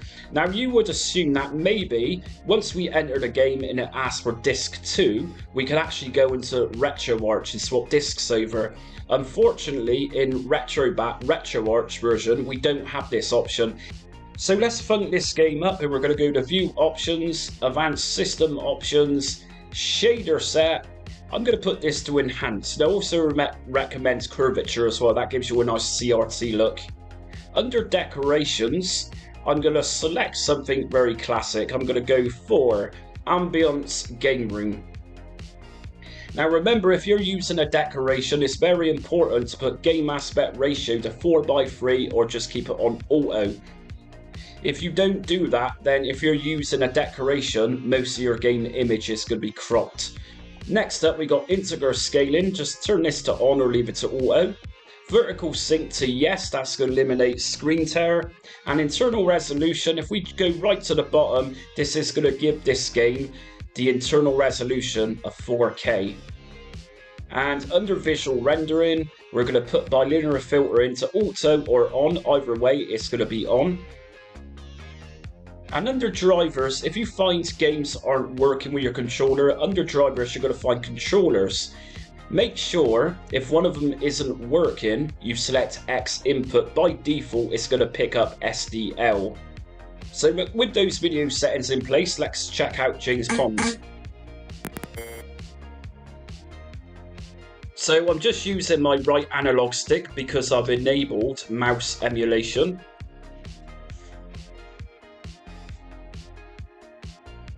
And again, as we know, we just go up to this icon to open up the game. So not all going to be the same as this, but to my knowledge, they're very close to just double left clicking on the Xe.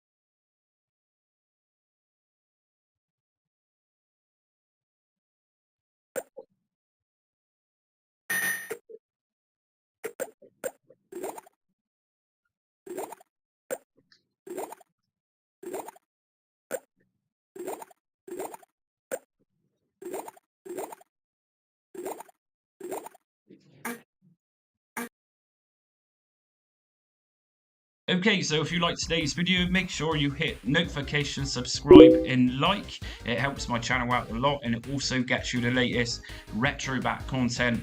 And just to make you aware, starting from this video, I'm going to be releasing a new Retrobat setup guide every day until Sunday.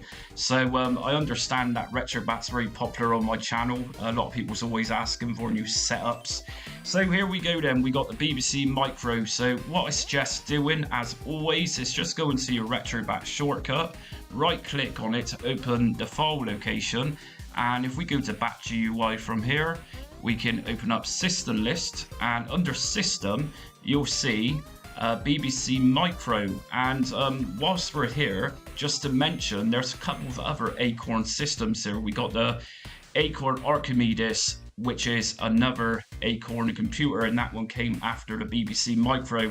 We've also got the Atom as well, I believe, somewhere.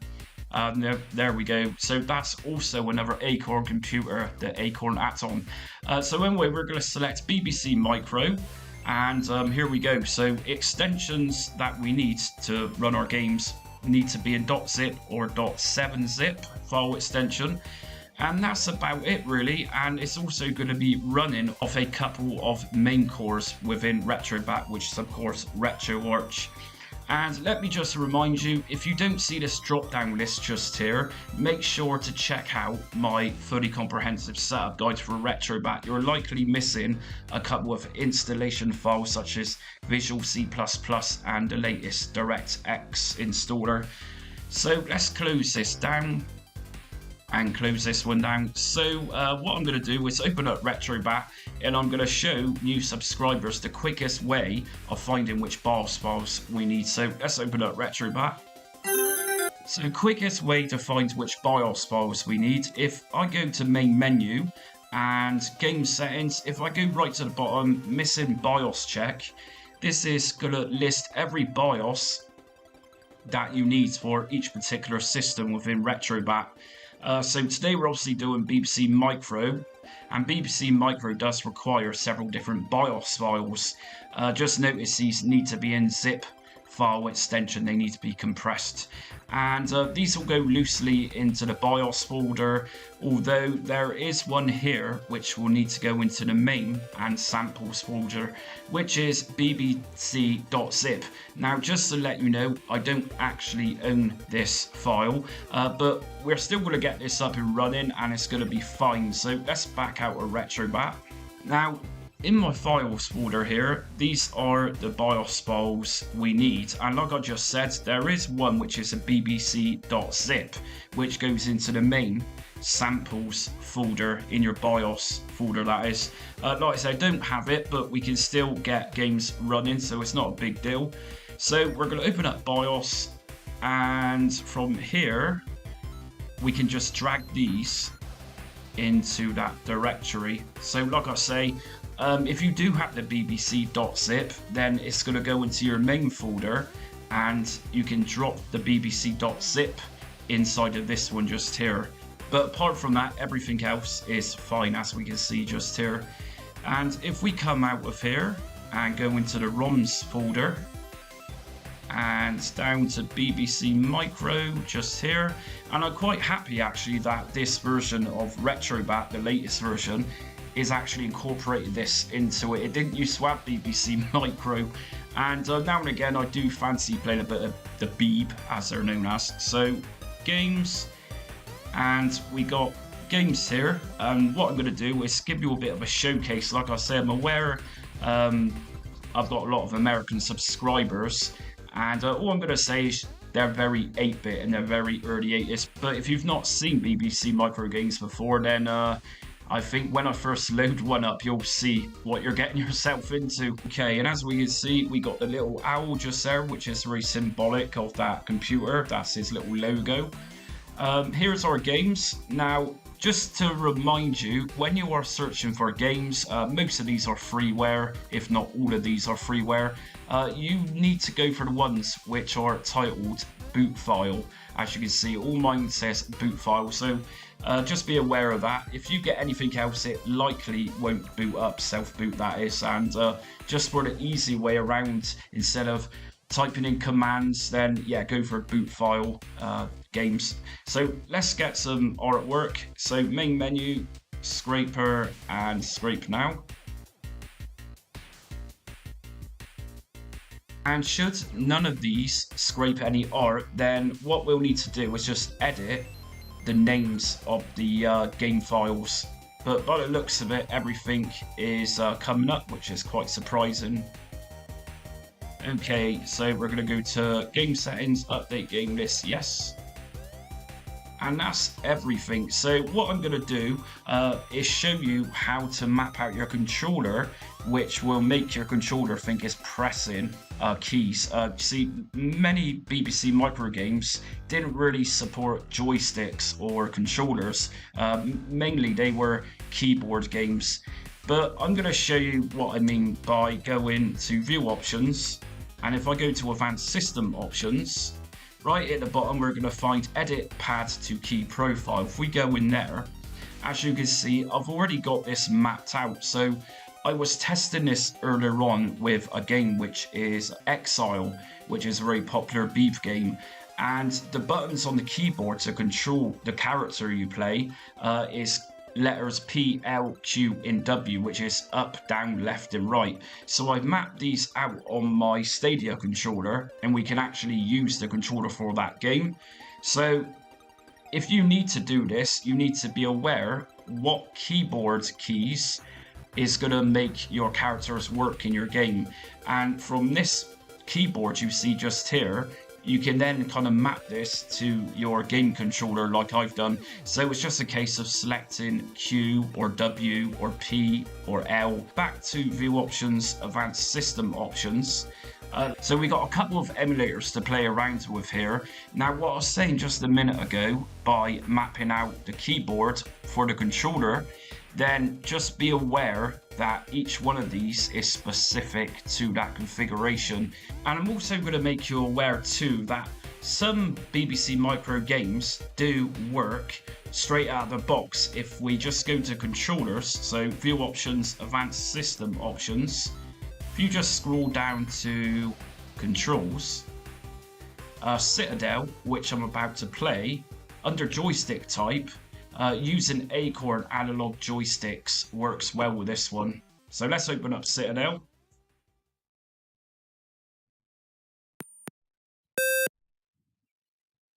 And this is the main screen you would have typed commands into to load from disk back in the day.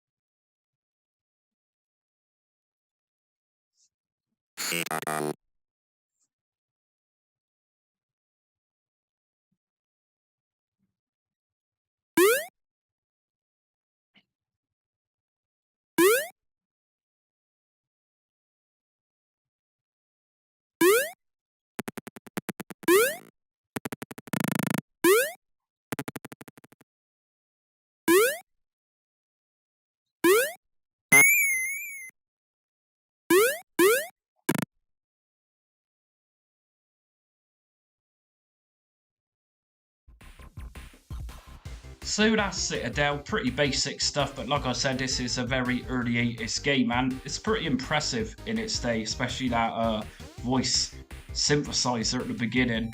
Sounds a bit cheesy nowadays, but I'm sure at the time it would have been wonderful. So next we got Daredevil Dennis. Now, interestingly, I used to play this on my Commodore 64. So yeah, I'm not sure if this one's gonna use joystick functions within the game.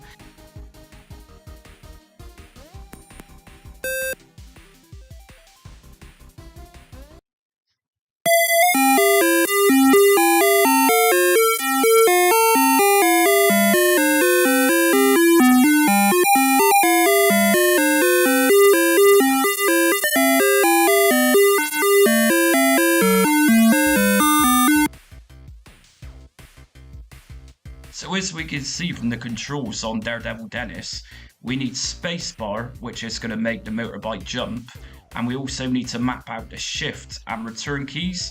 So if I just back out of here a minute, so back down to advanced system options and edit paths to key profile.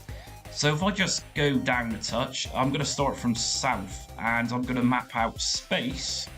Followed by enter, which is return on today's keyboards, and north I'm going to map out as shift, I think it said.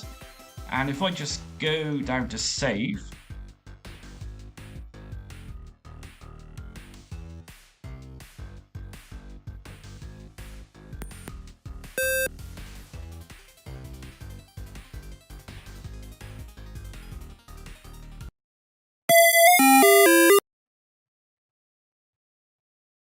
and there we go. So I just pressed the button, it acts as the spacebar. We do need to use the keyboards for this part, A to F. I'm going to just go to A.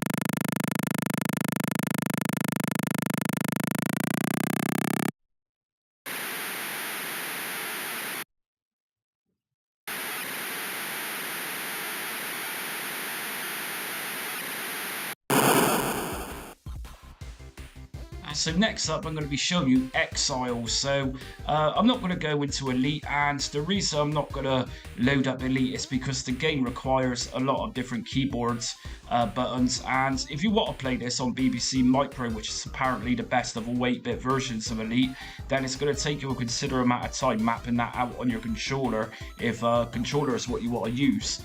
So I'm going to bypass that one and just go to Exile.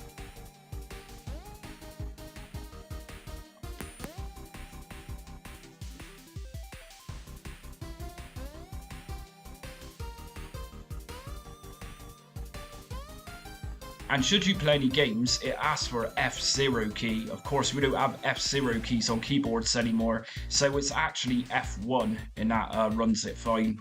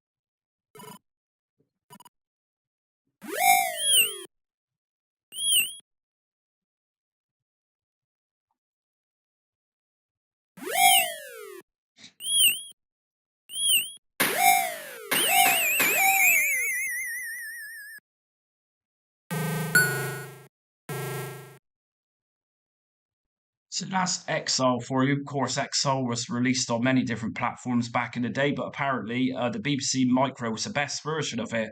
I think for its time, the physics used in that is pretty impressive. It's very, yeah, it's pretty cool. So next we got Galaxians, and of course, most people here watching this would have heard of Galaxians. Now, on some games, there might be some really obscure old school buttons, such as Galaxians here. Under the instructions, it says to use the copy key. Of course, we don't have copy anymore on the keyboard. So, as an alternative, you can use end, and that's going to act as the fire button. And of course, just go down to save that again.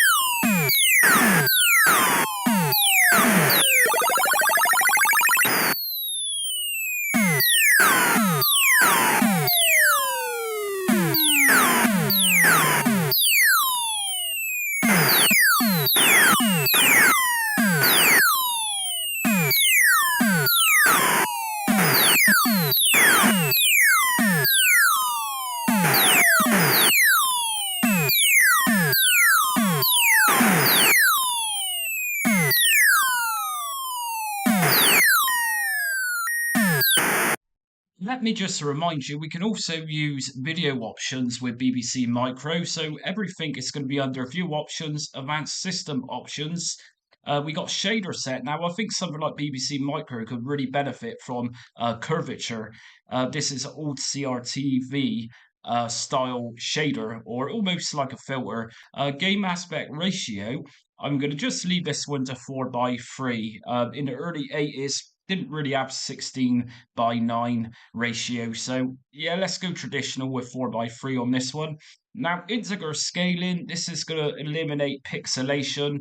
If you do like the old pixelated look, then leave this to auto and that will be turned on. Internal resolution, we can actually boost this up to 4K if we want, but I'm not going to bother with this. I'm going to just leave this with a very low 640 by 480. And under visual rendering, we can also smooth out the game. So again, if you don't like the pixelation, just put this one to on or just leave it to auto. And of course, leave it off if you like that pixelation. So let's check out Jet Set Willy. And of course, this was made famous on the ZX Spectrum 48K.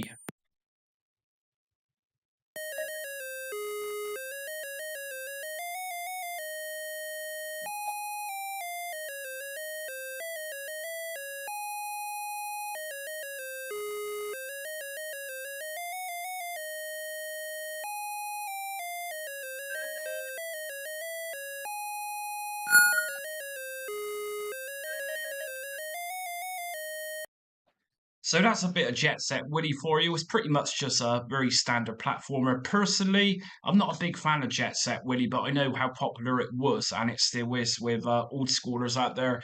Again, just like Jet Set Willy, we got Manic Miner, and this was also made famous on the Spectrum. And of course, every system had a port of these two games back in the day. So Manic Miner, absolute classic. I really like this one.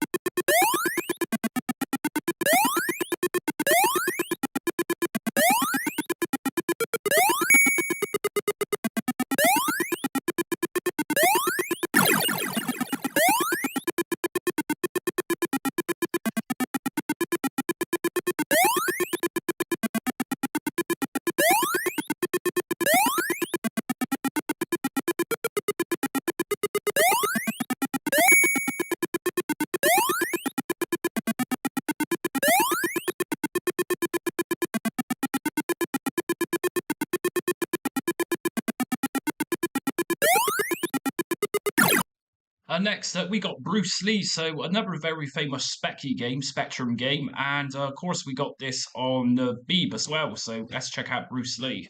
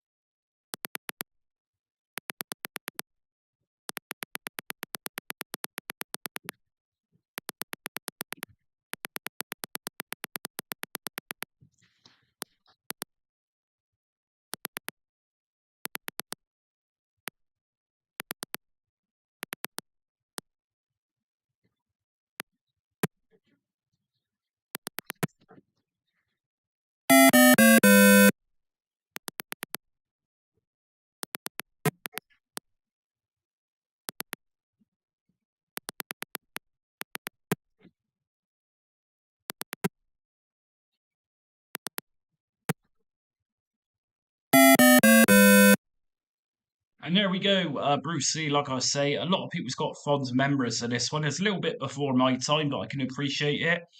Next up, we got another really old school cult classic, Chucky Egg. Again, just like many on this list, Chucky Egg came out on many different computers back at the time, including the Dragon 32.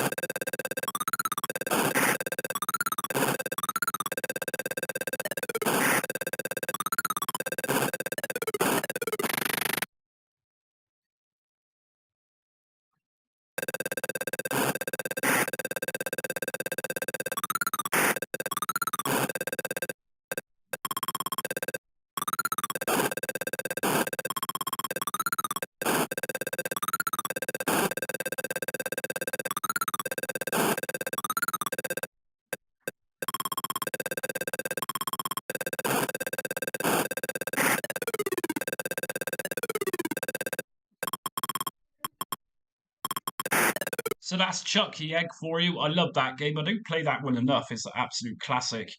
And finally, we got another Galaxian style game. Let's check this one out.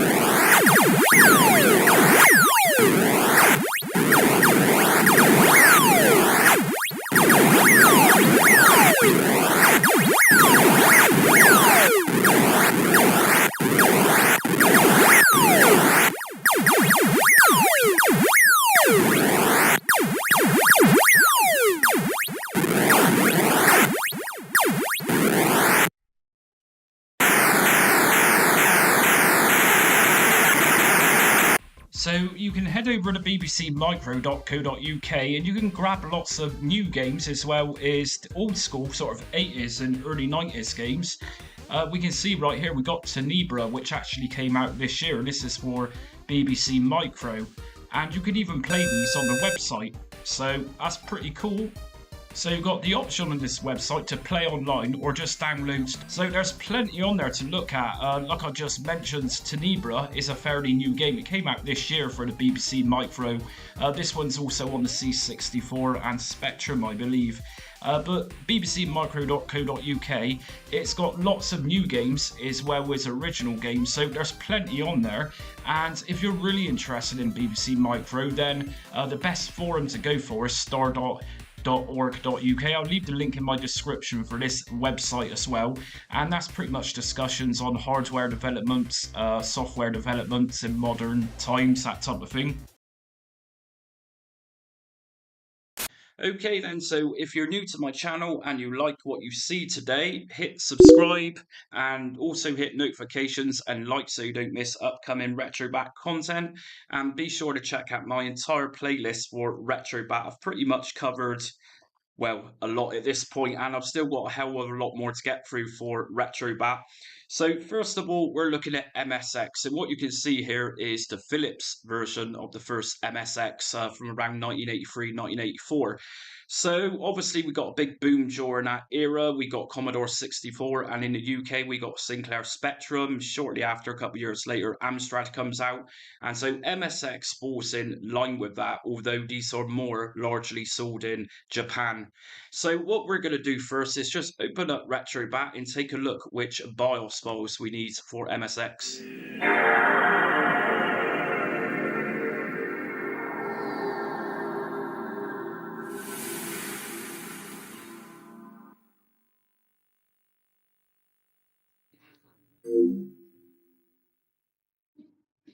Okie doke, so we're in Retrobat, and what I'm going to suggest is let's find which BIOS files we need. So easiest way around this is if we go into the main menu and I'm pressing start on my controller, just go to game settings, and if you go to the bottom you'll find missing BIOS check. And here you will find a list of every system that Retrobat has, and this is going to tell you which BIOS files Retrobat specifically needs. So obviously in this case we are looking for MSX. So let's just continue scrolling up. And here we go. So we got MSX, and if we scroll down a little touch more, we'll see MSX2 and so on. But for this part of this setup guide, I'm just looking at MSX. So here's MSX, and we need MSX ROM, disk.rom, fmpack.rom, and so on. So just take a picture using your phone or whatever, just so you know which files it is we need for this one. And I'm also going to let you know that RetroArch has two cores for this through Retrobat, but there's also a standalone emulator. So what I'm going to do first is go to Retrobat shortcut, right click on it, open file location, and now we know which BIOS files we need for MSX1. If we go to back GUI, we can also determine which file extensions our game should be in, and you can do this under system list. And system at the top. If you don't see this list, which I've got just here, check out my comprehensive setup guide on Retrobat. It's quite likely you're missing a couple of files during the initial Retrobat installation process. So just scroll down then until we get to MSX1. And just here in extensions, these are your game extensions. So if you've got zip games, if you've got 7-zip games or games in the .rom extension, all of these are going to work fine. And like I was saying just a minute ago, we got a couple of RetroArch cores. This is the RetroArch cores. So now we know which game extensions we need for MSX1 and the BIOS files we need. What we're going to do is start making this work. So whilst we're in the Retrobat directory, first of all, go to BIOS and you can just drop your MSX files, your BIOS files, inside of this folder. So let's just drag and drop, right click, and we'll paste there. And in a minute, I'm going to go for the Open MSX emulator, which isn't a core, but we can download that one through Retrobat. And if we back out of here go to the ROMs folder, and we're also going to find MSX1 just here, and we've got MSX2, 2 Plus, and Turbo. But MSX1 for this part, and I've got MSX game here in .zip. And as we determined just a minute ago through bat.gui, .zip is a file extension which is going to work. So what we're going to do is open up Retrobat again.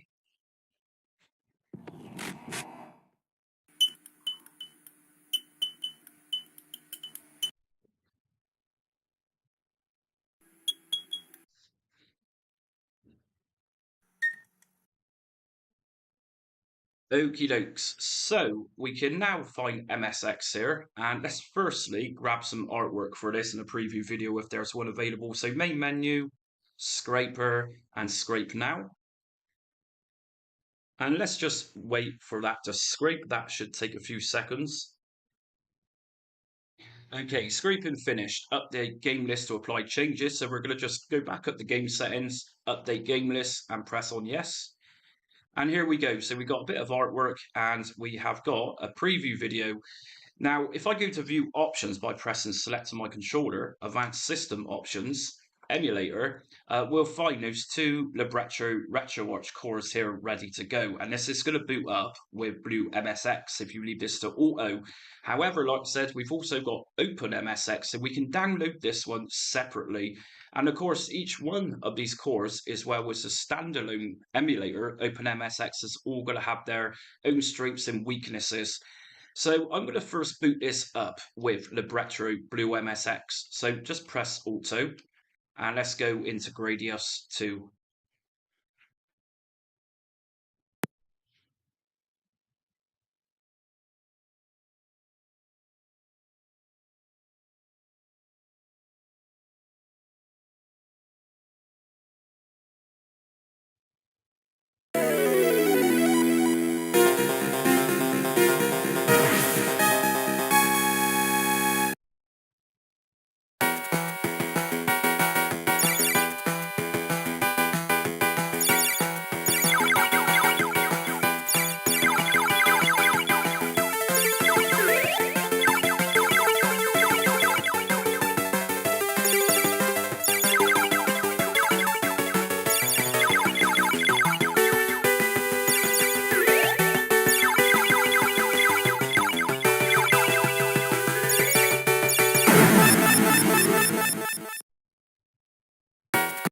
Okay, so as we can see, that's working really well.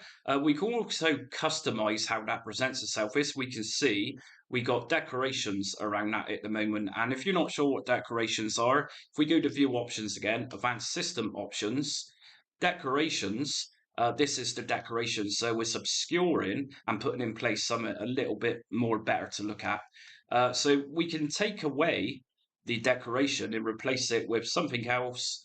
But what I'm going to do is just select none for this. And if I go to shader set, we also got shaders, kind of like filters, which can sometimes enhance these games to make them look better, to make them look more retro. Scan lines, for example. Let's put scan lines in place. We've also got game aspect ratio, and by auto, this is going to just use the 4:3 aspect ratio. I'm going to go to custom. Integer scaling is a very good option to put on, and as you can see, this is already going to be to put on by just keeping this one on auto, but whatever. And that's going to make the pixelation around the sprites in the game just disappear a little bit and blur it out. Vertical sync, I always say yes to. It eliminates screen tearing. And in a game like this, we can see the sprites are really lagging along. So that's probably down to hardware of the MSX1. But nevertheless, if we put vertical sync on, it might give it a possibility of taking some of that away. So if we go down a bit further, visual rendering, smooth games, and this is another really good option to take away pixelation. So just make sure this one's on auto or on. And another really good thing about using RetroArch cores with MSX1 is we have the no sprite limit. So as it says on here, it can reduce or remove sprite flicker in some games. So as we've seen in Gradius 2, there's a lot of that going on. So let's put this one to yes, and let's boot up Gradius 2 again. So scan lines are now in place.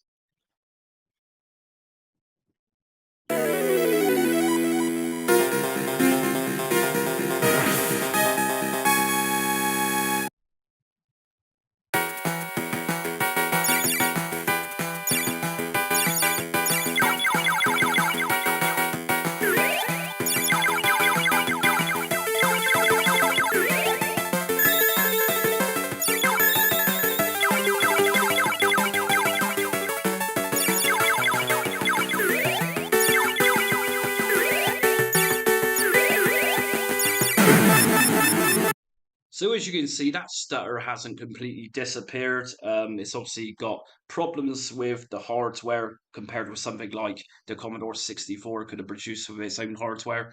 So whilst we're in this menu, if we go to Advanced System Options again, if we scroll down to where it says Controls, we got Player 1 control type, and you can actually switch this one over to Retro Keyboard and use your controller as a keyboard, as it were. So finally, for MSX1, like I've been saying, we also got the opportunity to download a standalone emulator to use through Retrobat called Open MSX. So if we go to View Options once more, Advanced System Options, if you go to Emulator and choose Open MSX, and let's boot this up with Open MSX. So obviously we need to install this, so just click on yes and give that a few seconds.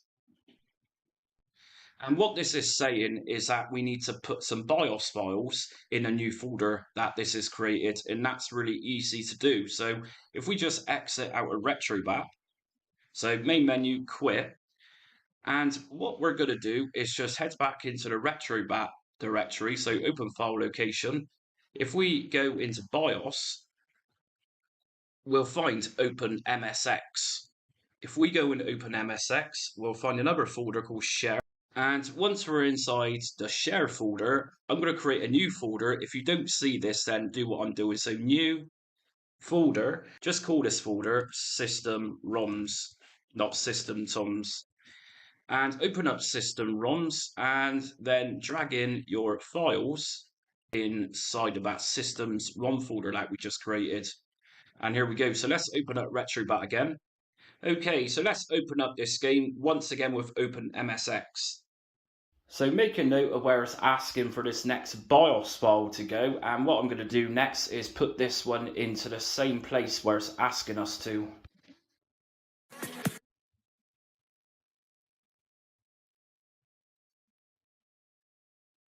And we're in, awesome, and obviously this is now using Open MSX.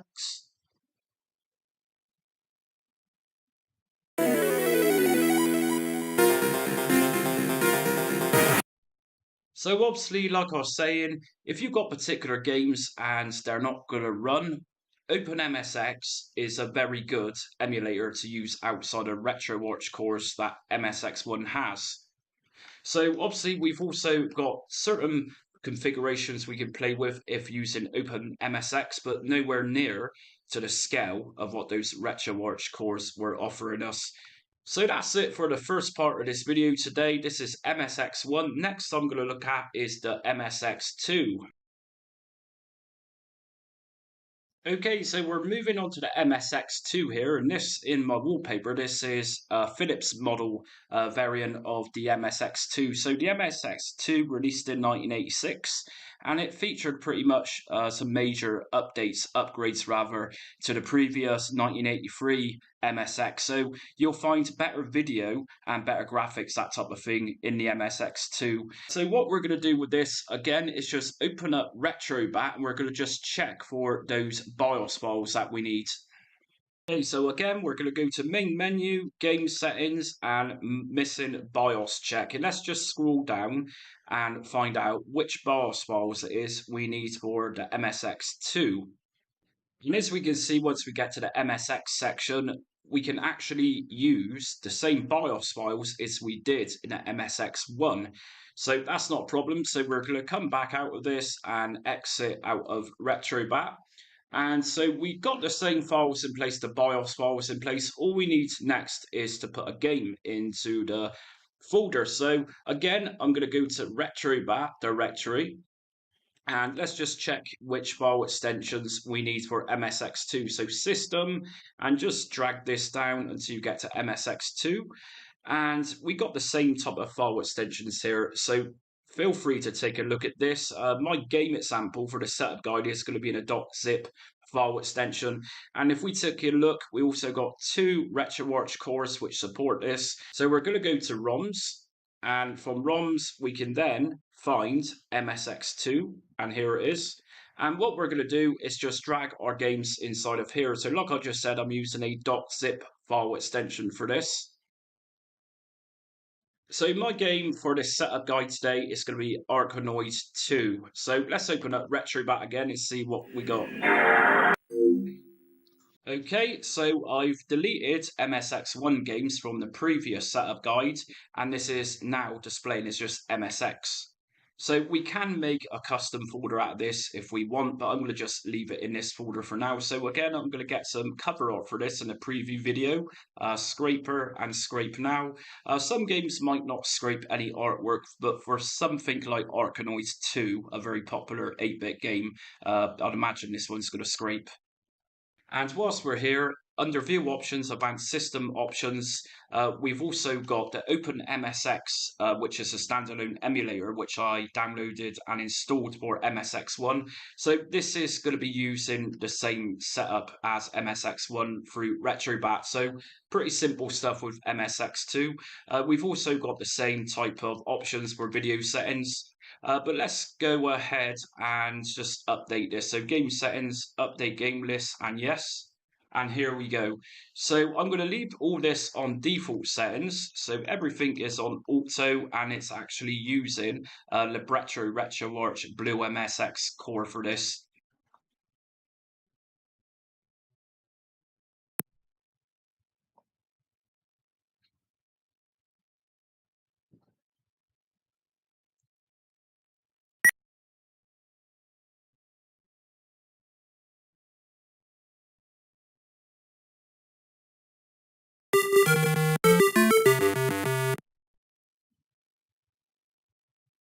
So I'm actually using my keyboard this time round, and I'm using my cursor keys to control Mr. Arconoid, whatever his name is. But if you want to use this through controller, then it's a simple case of going to the View Options menu and changing this over.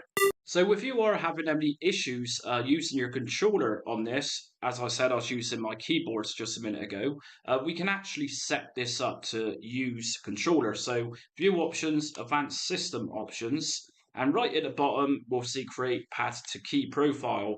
So from here, we can define our controller to emulate the keyboard, if that makes sense. So I'm going to just tap on D-pad up. And now, for the game I was just playing, I wasn't actually using the cursor up. But what I'm going to do is just define this by pressing my action button. And if I go to down, just use the keyboard you see on screen to also correspond that with down. Left again, just click on left on the cursor, it's just there, and right. And start, I'm going to set my controller up to use my start button. Select, I'm going to use backspace. And once you've done that, just go down to the bottom. It's entirely up to you if you want to set all of these up. And let's just go to save and back out and go back into the game again.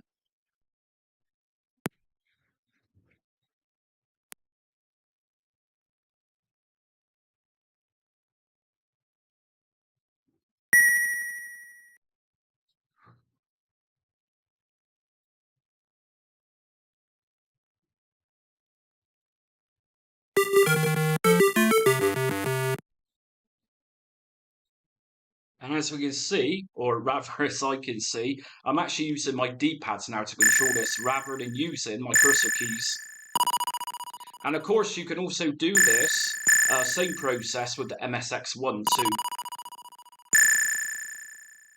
So for those of you who want pure nostalgia, stick with your keyboard. But if you prefer controller,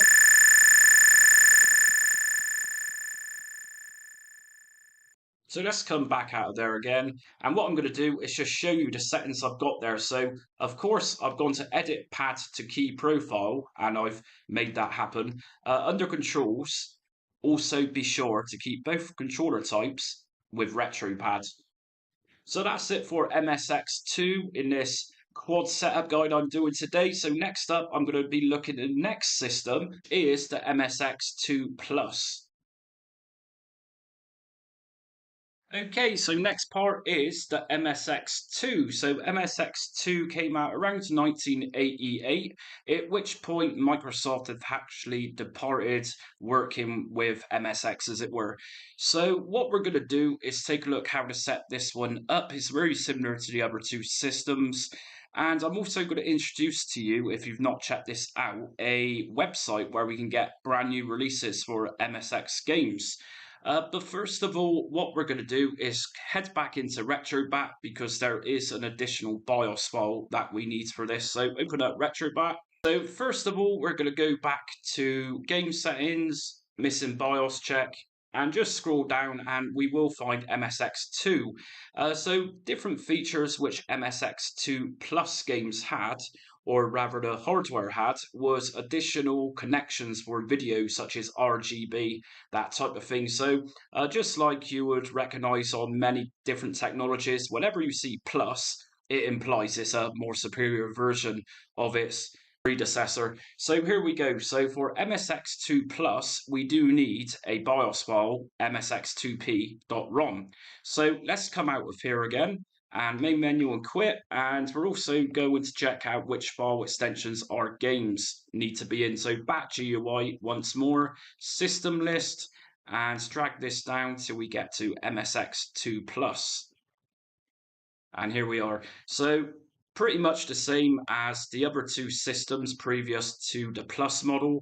Pretty much the same file extensions there. The same cores being used, and also it's going to be the same emulator if you wish to use that Open MSX. So we know what we're doing here, plus we got the addition of another BIOS file. So I actually included this additional BIOS file in with mine earlier on during this setup guide today. But what I'm going to show you is a website to get some new games if you're interested in new games for MSX. So this is itch.io, and I love this website. It's pretty much all free, the vast majority of it. Just type in MSX2 or even MSX into the search bar at the top, and we can download some new games. So let's check this out. So for example, I've got Spellbound MSX, and if anyone knows our classic microcomputer games, Spellbound was quite a popular game on the Spectrum. This is an MSX port, so if we just open this up, we can download this. So what we're going to do is just scroll down a touch and find the download link. And here it is. So we can download this in .cas.disk.rom. So I'm going to go for the .rom because that's going to be the quickest option of loading games. If you go for a .cas, that's going to be a cassette image, and that's going to take a little time, as well as .dsk, which is a disk image. So let's go for the ROM and download spellbound.rom, and here it is. We got spellbound.rom, and that's ready to put into our Retrobat directory. So again, let's go to the Retrobat directory, ROMs, and this time, just like the MSX1, I deleted the game. I also deleted MSX2 game, Archinoid, from the previous setup guide. I'm going to find MSX2 Plus, and here we are. So let's just place my .rom game inside here and open up Retrobat again. And again, we got MSX, so it doesn't say MSX2 Plus, although, like I say, if you want to create a folder and title this as MSX2 Plus, you can do that. And to do that, all you need to do is just pretty much go down to Game Collection Settings and create a new collection from there, whatever. I am going to do a setup guide on that one at some point, but let's crack on with MSX2 Plus. So let's grab this some artwork, and because this is a new game, it's unlikely to have any artwork at all. Plus, if you look at the spelling of that, the scraper is unlikely going to scrape, seeming it says, well, it's spelled differently. But let's try this. And I tell you what I'm going to do is if this fails to get any artwork, I'm going to show you how to edit. So let's go to main menu, game settings, update game list, yes. And just as I thought, we've got no artwork. So main menu, quit. And what I'm going to do is just edit this file. So as long as we keep the extension in place, the game will still work fine. So keep .rom in place, and I'm going to just right click on it, show more options, rename, and I'm going to call this one Spellbound. And like I said, if this was a ZX Spectrum game, then more than likely it would find it. But seeming this is a newish game and it's considered a homebrew game, it's unlikely going to find it. But this is what you need to do if you do need to rename your games. It's really that simple. Just right click and just edit the name. As long as you leave that extension in place. Open up Retrobat again then. Okay, so let's try and download some artwork again. So Scraper and Scrape Now. And game settings and update game list. And yeah, just as I suspected, it's literally this is a new game. But anyways, nevertheless, view options, advanced system options. We're using the same RetroArch cores here, and we've also got the OpenMSX emulator. So let's just boot this with Auto again. So Spellbound.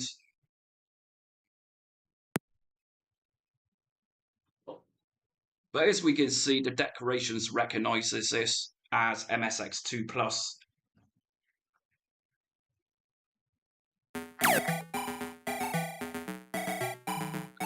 We're just going to press B on my keyboard to select joystick in port A and D to play the game, and my keyboard's working fine. So this acts just like a SINCLAIR ZX Spectrum game.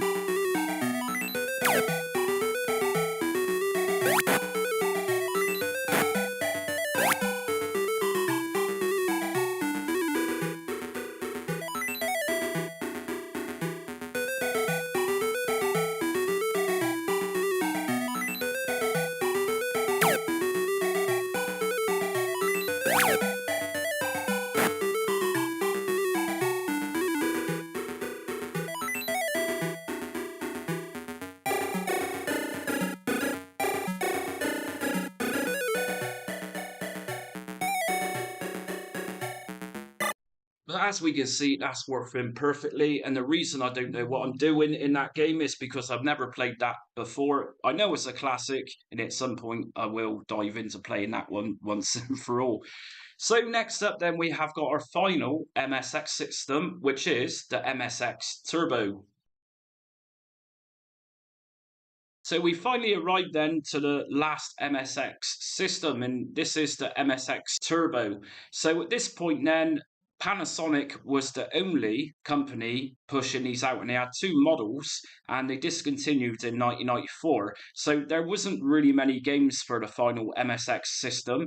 So the game I'm using for this one is a game called Turbo Blaster, and this one is in DSK file. So hardware-wise, what Panasonic did with the last two models they produced of the MSX Turbo was just removed some dating media. So for example, the cassette deck wasn't really optional anymore, and they made some more adjustments to make things better, but you know, you had other things happening in the background. PlayStation emerging, the Sega Saturn, the N64, I believe, soon to come. So MSX and that whole concept of microcomputing was pretty much coming to an end at that point. And this is really a simple case then of just dragging and dropping .zip, or in my case, we got .dsk. So if you want to extract this and use .dsk rather than .zip, that's entirely up to you. It's both going to work. So Retrobat and open file location for the last time today in this video, ROMs, and we're going to find obviously MSX Turbo.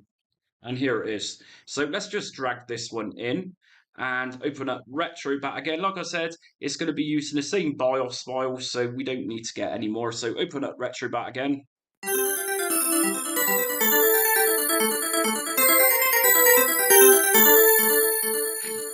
And here we go. So we're presented with the same logo, and here's our game. It's highly unlikely this one's going to scrape either, given it's not popular. So we're going to see anyway. So let's just go to game settings, update game list, and yes. And like I say, we don't have any artwork for this. If you find this and you do want to try by editing the title of the game like I just showed you on the MSX2 Plus, you can try, but likelihood of this showing anything is pretty slim. So view options, advanced system options, emulator, the same as what we've had in the previous 3 models. So I'm going to just open this up with Auto again, and everything's on default.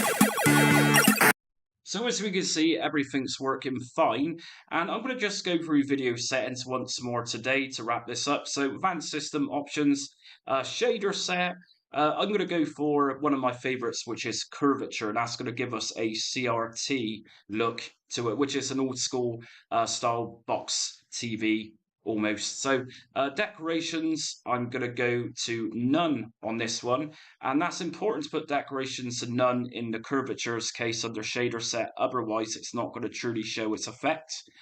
Game aspect ratio, I'm going to put this one to custom again. Let me remind you, if you put some of these games to 16:9, they're going to look stretched and they're not going to look right. So custom. Integer scaling, you can either leave this at auto or I'm going to put this to on, either way it's going to work. Vertical sync, yes, to eliminate any screen tear. And visual rendering, smooth games, I'm going to make sure this is on or just keep this on auto, either way it'll work. And also we got the option for the sprite limit as well, so just put this one to yes to reduce any sprite flicker in your turbo games. So with this done, we've also got the option to create pad to key. So let's go back into this game again.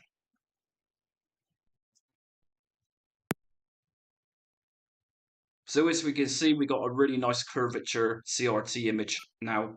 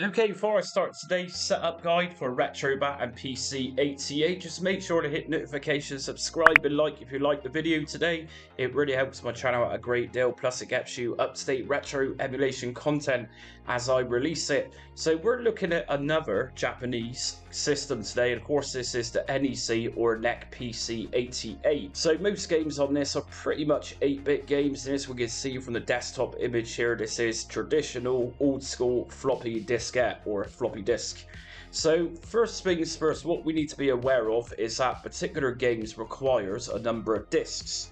And so we need to create files in order to run these games, which requires over 1 disc per game. So first of all, we're going to go to Retrobat shortcut, open file location, and my regular viewers know where I'm going with this. So back GUI, and if we open up system list, and just drop down system. Now, I'm always going to suggest this because from time to time people will say they don't see this come up, and the reason that is there's a couple of installation files you're quite likely missing. So in that case, follow my full comprehensive guide, and that's going to guide you through the initial installation process to get everything together for Retrobat. So we're going to just scroll this down for now, and we're going to come across PC88, and the file extensions we need are .da8, .ua8 and .m3u. Now .m3u are the files that we're going to create in order to boot games, which requires over 1 disc. But I'm going to get into that in a minute, and we've got a Libretto RetroArch core for this, which is Quasi or Quasi 88. Now we know what we need. What we're going to do is go into the BIOS folder in your Retrobat directory, and yes, PC88 emulation does require BIOS files in it, requires quite a few of them. So in my files folder just here, these are the BIOS files you're going to need. You need each one of these. So we got N88.ROM, N88X0.ROM, and so on. So there's 4, 5, 6, 7, 8 of these in total that you need. So let's copy those into that Retrobat BIOS folder. And they're not going to go inside any of these folders here, they're just going to go loosely. So just paste those in. Now the next thing we're going to do is look at the games for this. So first of all, let's just go down into the Retrobat ROMs folder. And if I just scroll down, we're going to come across PC88. Now my folder is empty right now, but in my games folder, I've got some games here. So these are in .da8 format or .da8 file extension like BatchUI told us. So these work fine. Now, if I just copy these inside of that folder, you'll notice there that Pop4Mel, Disk 1, Disk 2, Disk 3, we've even got opening disk, program disk, and a visual disk for this. We've also got Silver Ghost, which has 3 discs named Disk A, B, C. Star Cruiser, again, it's got 3 different images for this game to work. Having said that, there's many games on the PC88 which are single discs only. So what we need to do is create a .m3u file, and to do this what we're going to do is in an empty space in this ROMs folder, right click, go to new, and we're going to open up a new text document. So once your new text document is open, what we're going to do is start off with Silver Ghost. So I'm going to type in Silver space Ghost, and this needs to be titled exactly how your game file is titled. So we're going to get rid of the txt and just type in m3u and press enter. And if you change a file name extension, the file might become unstable, so just press yes on this. Now we've created this file, and under type, if you use VLC media player like I do, it'll come up as vlc.m3u, that's fine. So we need to get into this text document now that we just created. So right click on it and open it with Notepad. Now once your notepad is opened up, that .m3u we just created, what we need to do is start typing in the discs for that particular game. So this is Silver Ghost. So what I'm going to do is type it in exactly how the file says it, the .da8 file exactly says it. So Silver Ghost. And then we need to end this with the extension, which is .da8. Now Silver Ghost, as we can see, has got 3 discs. So to make this a little bit quicker, what I'm going to do is just copy what I just typed and then just change disk A to disk B, and then just paste that again. So we got Silver Ghost disk C, Okie dokes. So that's that completed, and what we're going to do next is just go to File and Save. And we're going to do this one more time for Potful Mel. So again, right click in an empty area, New Text Document, and we're going to call this one Potful Mel. And then just remember to take away the TXT and rename the file extension to M3U. And again, just press yes on this part. And then if we open up that text document again, which is obviously now a .m3u, we're going to open it with Notepad. Now, because Potful Mel has several different files, this can be a little bit time consuming. So best things to do is just copy the name of the game. So show more options, rename. And once that's highlighted, just to speed things up, if I right click and copy that, I can then go back to the potfulmel.m3u document that I've just opened, right click and paste. And there we go. So obviously we need to close this off with .dat8. And we're going to paste that again.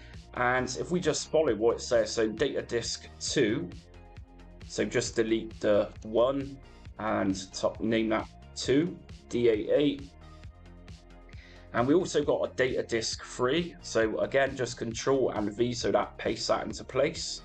And we're going to change the disk 1 to disk 3, .da8.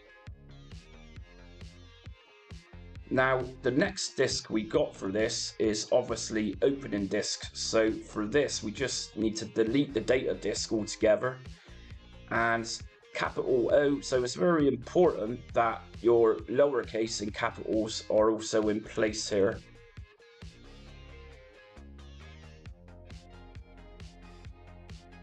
And we also got a .da8 on this. And the next file we've got here is the program disk, so capital P.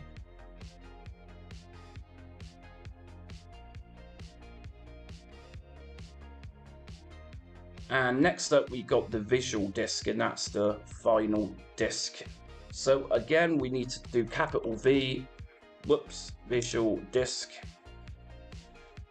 And again close that off with the file extension, which is again .da8. Now that's everything just there, and we're going to go to File and Save. And if we just check what we've done so far, so potfulmel.m3u corresponds with the game disks just here. So if we just open this up again with Notepad, right click, open with Notepad, everything there looks like it's saved. And again with Silver Ghost, just check on that. We're going to open it again with Notepad, and there we go. So we got 3 Silver Ghost disks which go with the images what we got just here. So what we're going to do next then is open up Retrobat. Okay, so we should see NEC PC 8801, that's fine. And here's our games. Now Star Cruiser just here, because I didn't create a .m3u for this, you'll see it's got 7 different files.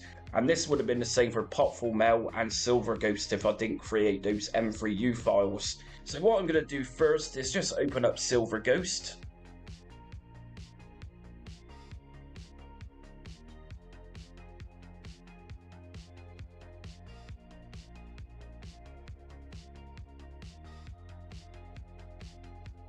So to be honest, I've no idea what Silver Ghost is about, but I just use this one as an example so you can see how to create those .m3u files that we just done.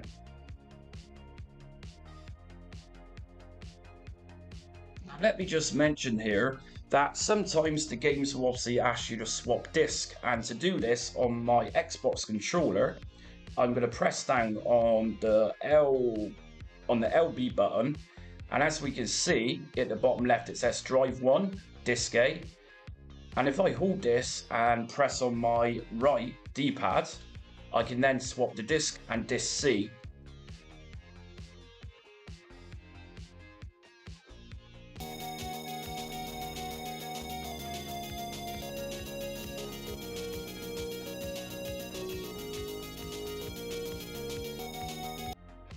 So anyways, that's how you load up a game, and like I said, during that loading process, in order to swap discs when it asks us to swap a disc, all we need to do is just press down on, in my case on my Xbox controller, it's my LB button, and if I press right or left on my D-pad whilst holding that button down, it will then swap discs or give us a choice which disc to pop in next.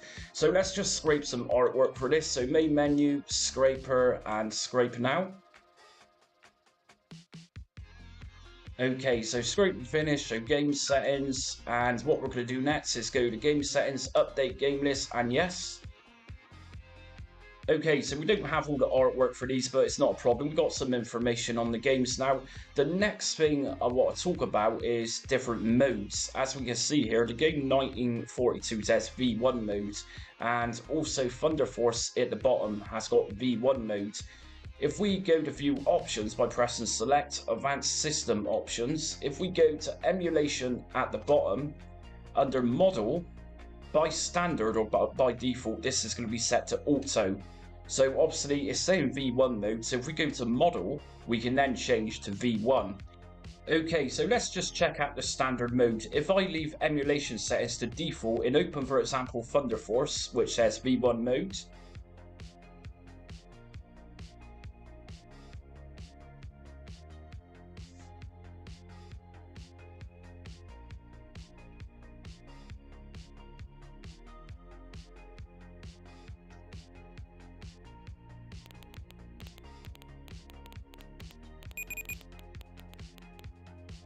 and that's what you're going to get. So what we're going to do is go to view options, advanced system options, emulation, and under model we can change this over to V1 like it's asking for. So I'm going to pop this on V1S and open up the game again.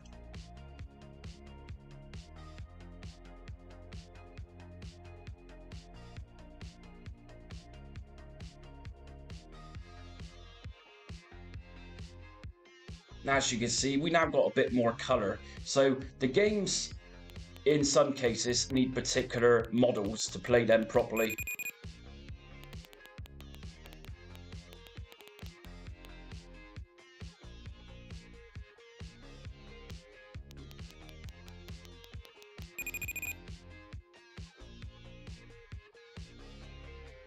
Okay, and what I'm going to do is we're actually going to open up this Star Cruiser game. So obviously we're going to need to go back and create those M3U files. So main menu, quit.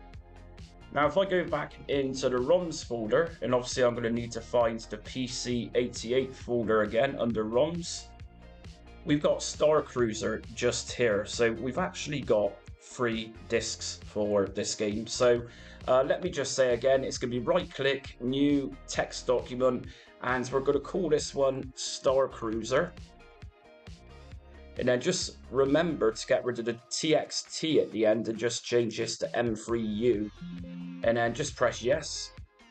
Now open it up with a text document, so right click so it's highlighted, open with Notepad. And what I'm going to do again is just very quickly rename it so we can copy the name of the game, so we don't have to keep typing that in, and open up the text document again, and here we go. So we're going to type in .da8, and again we need disk B data, so let's just copy this in, and next one's going to be disk B hyphen data bracket DA8, and finally we have got the Star Cruiser user disk. So very tedious stuff doing this, but once you've done it, you don't need to be doing it again. And .da8.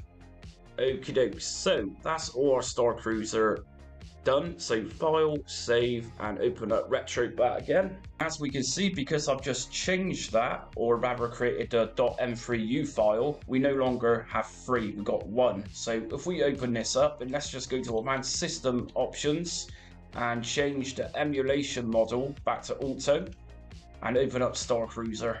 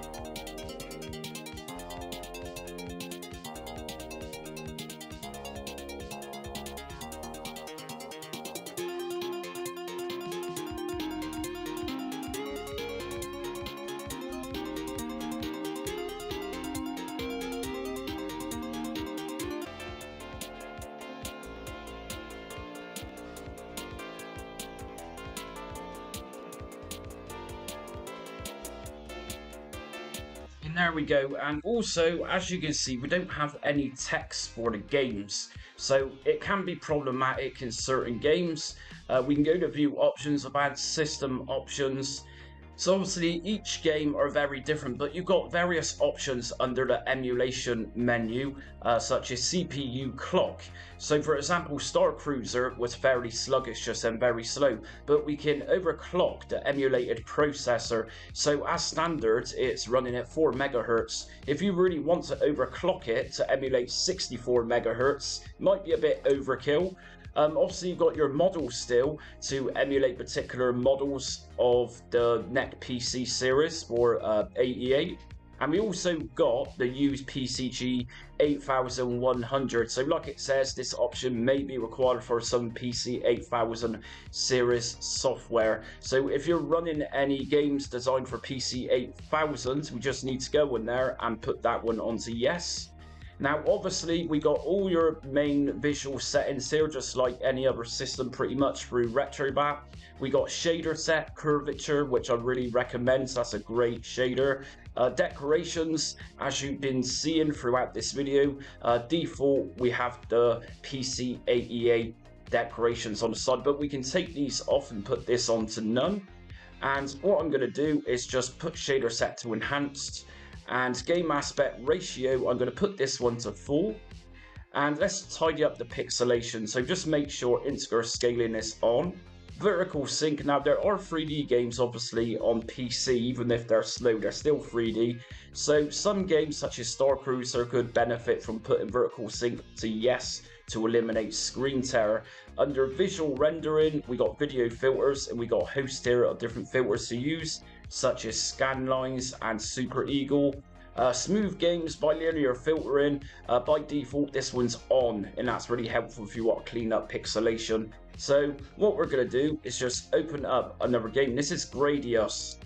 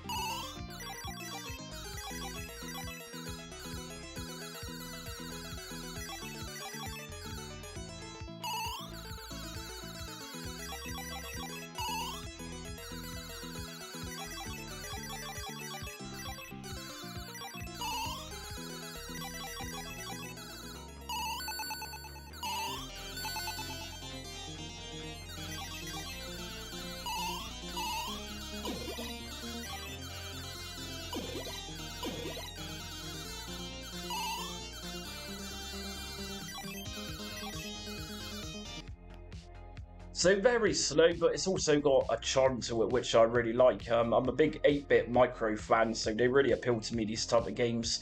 Under view options, advanced system options, we've also got the ability to map our controllers to read from the keyboard. So some particular games, I've not actually came across any, we can actually create pad to key profile. So for example, we need to find out which buttons on your keyboard responds to particular games. So say for example, and this is an example, W on your keyboard meant to push your player upwards. Then if we go to D-pad up, then I'll just go on the virtual keyboard and press W, and that's then going to respond through our controller rather than keyboard, and so on. So it's pretty easy setting up the pad to keyboard configuration.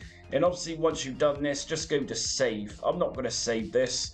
So anyways, I've got another game I want to show you, which is a classic arcades game, and this is 1941. And what I'm going to do for this one is put the decorations back on for this, and I'm going to put this into auto again.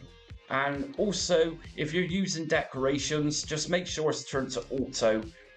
So let's check out 1941 on the NEC PC 88.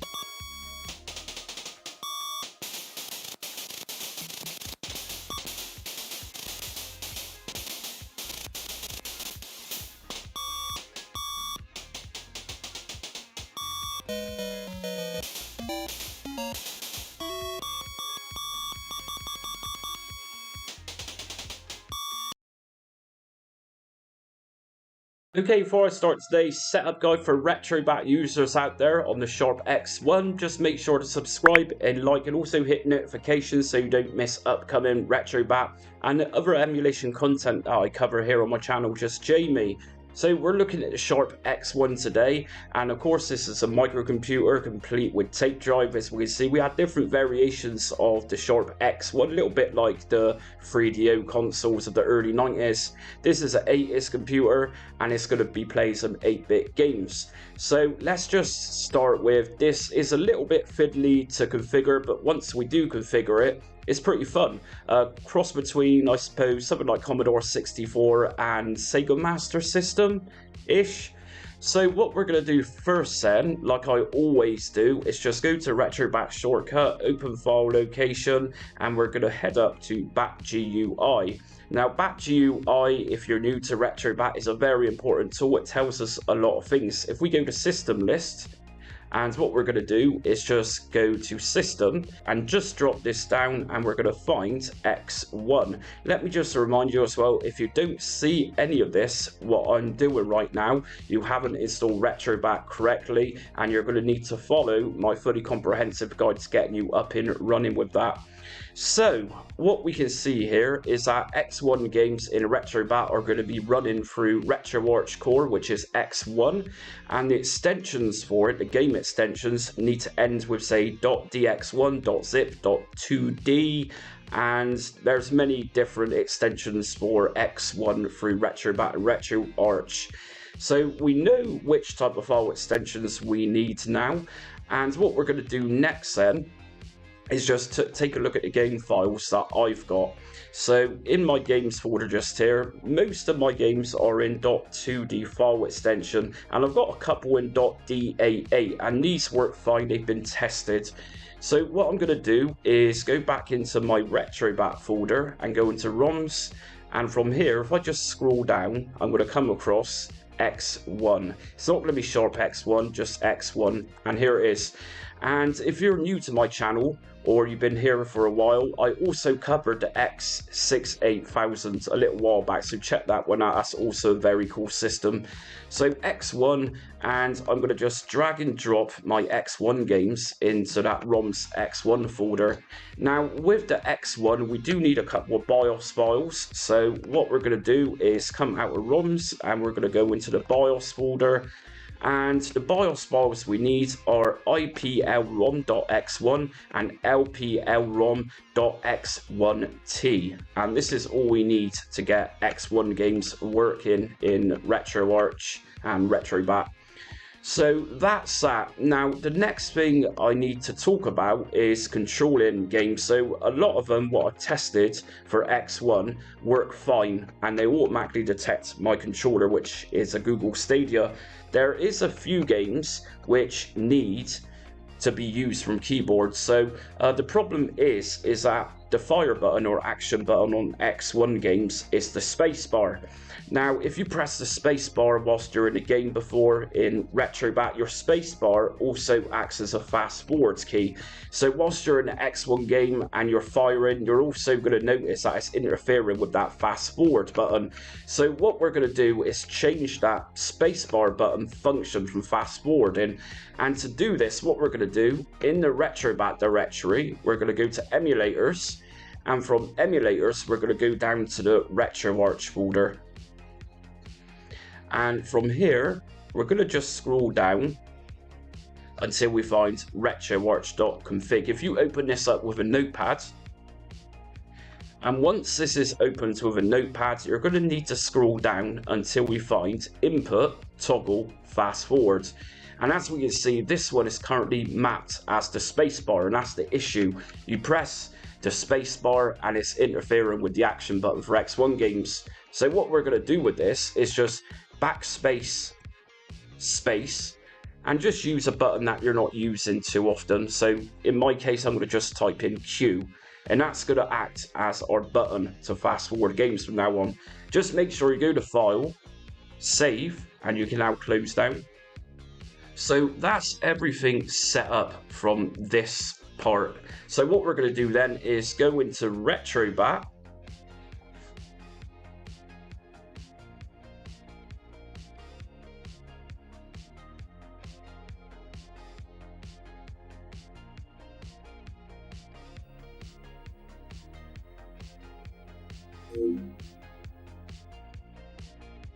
Okay, so once we're in Retrobat, we can now see X1, 11 games. So if we go inside of here, let's just get some artwork. So main menu, scraper, and screen scraper, and just configure how you want your games to download their art. So I'm going to try these, what I've just put in place, and let's go to scrape now. So no games fit that criteria. So in that case, let's just try something else. And there we go. So games are now scraping.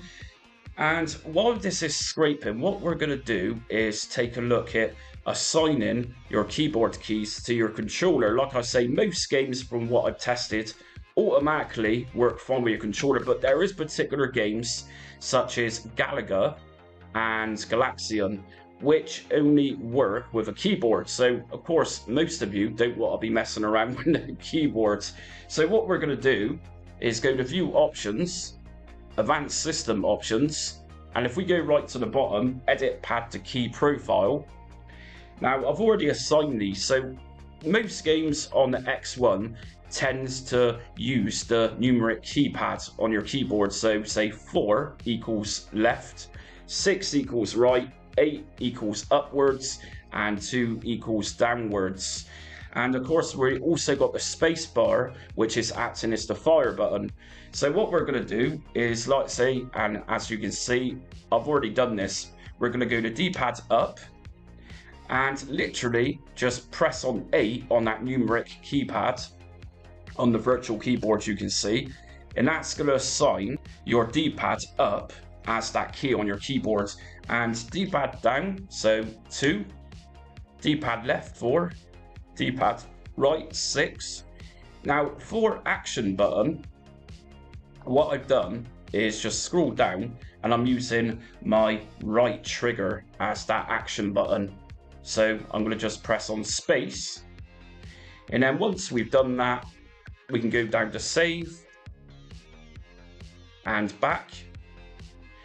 Now the scraping process has now been finished, so I'm going to go to main menu, game settings, update game list, and yes.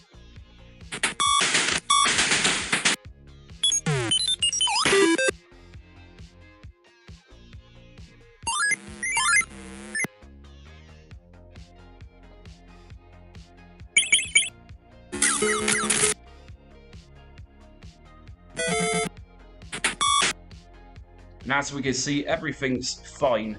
So what we're going to do first then is actually test out that mapping of the controller and keypad, which I've just done. So one of these is Galaga.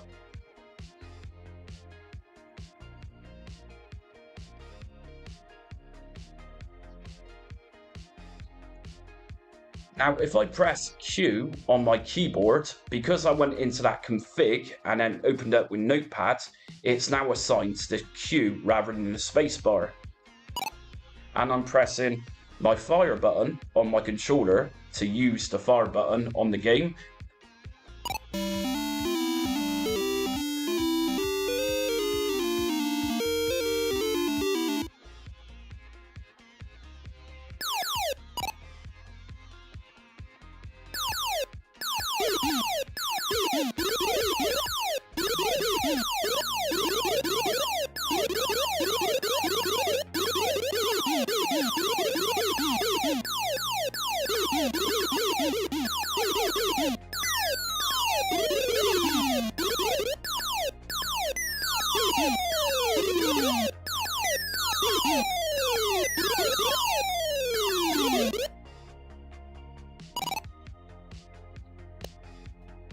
And there we go, it's working absolutely perfectly with my controller.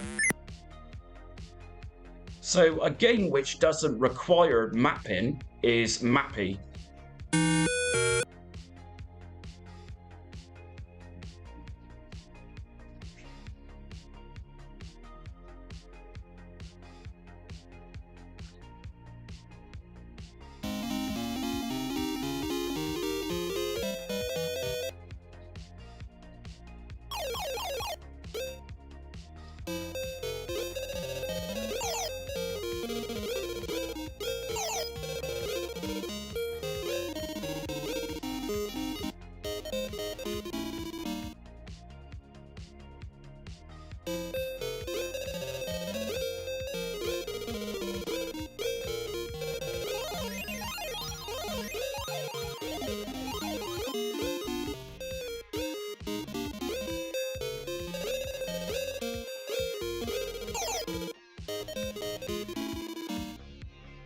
It's a very fun game, that Mappy. So let's look at some video settings. So controllers configured from the keyboard, and now everything's working on the controller on my Google Stadia controller.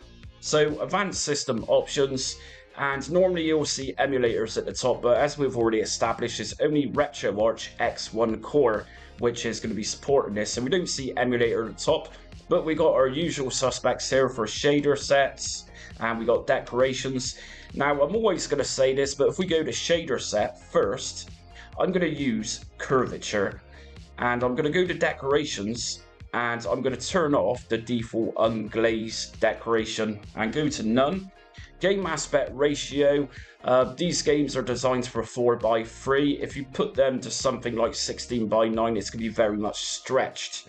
But if we use full, that should be fine. So let's just test out the game with the curvature shader set, decorations off, and game aspect ratio turned to full. So if I come back out,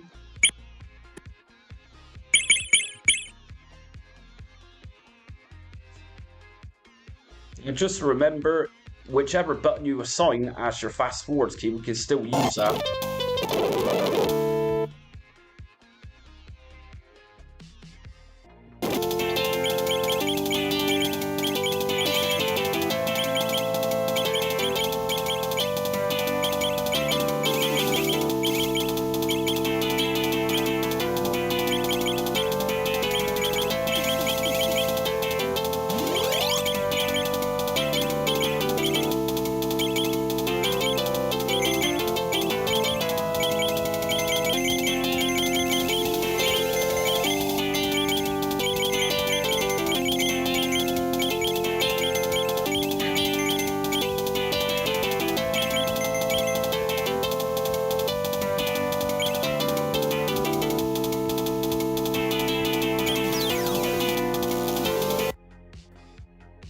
There we go. Now, in some cases, on some games, we're going to have a couple of discs to use.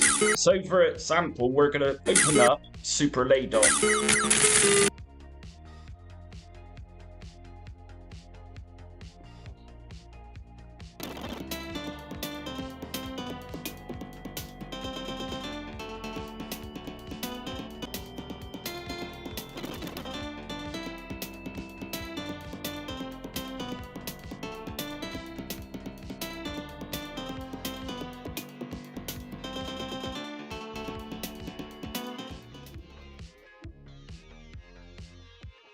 Now, normally, if you've got your games together, it's going to ask for, say, Game Disc 1, which is the second disc. If I just press normal on this, or Game Start, it should automatically detect it.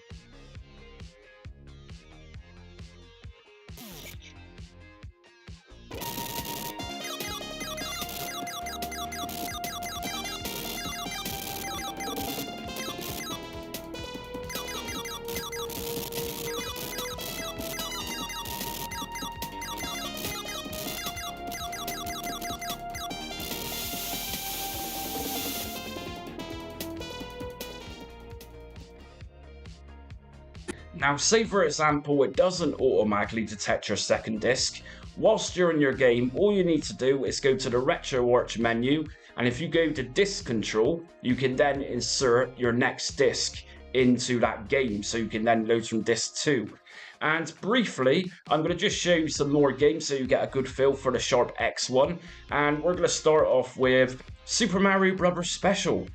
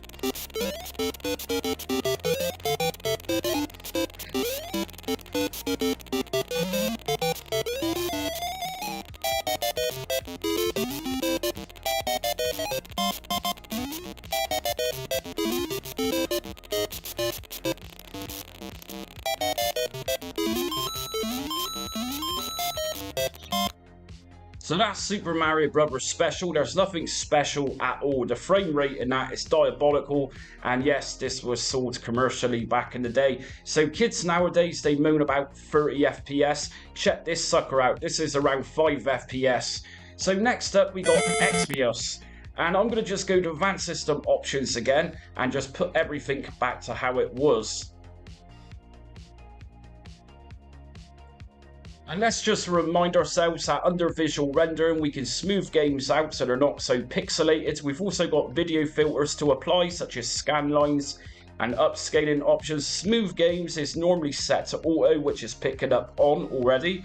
Internal resolution, we can pop this onto high, and that's going to give us a bit more definition. Not that we need it for these old 8-bit games.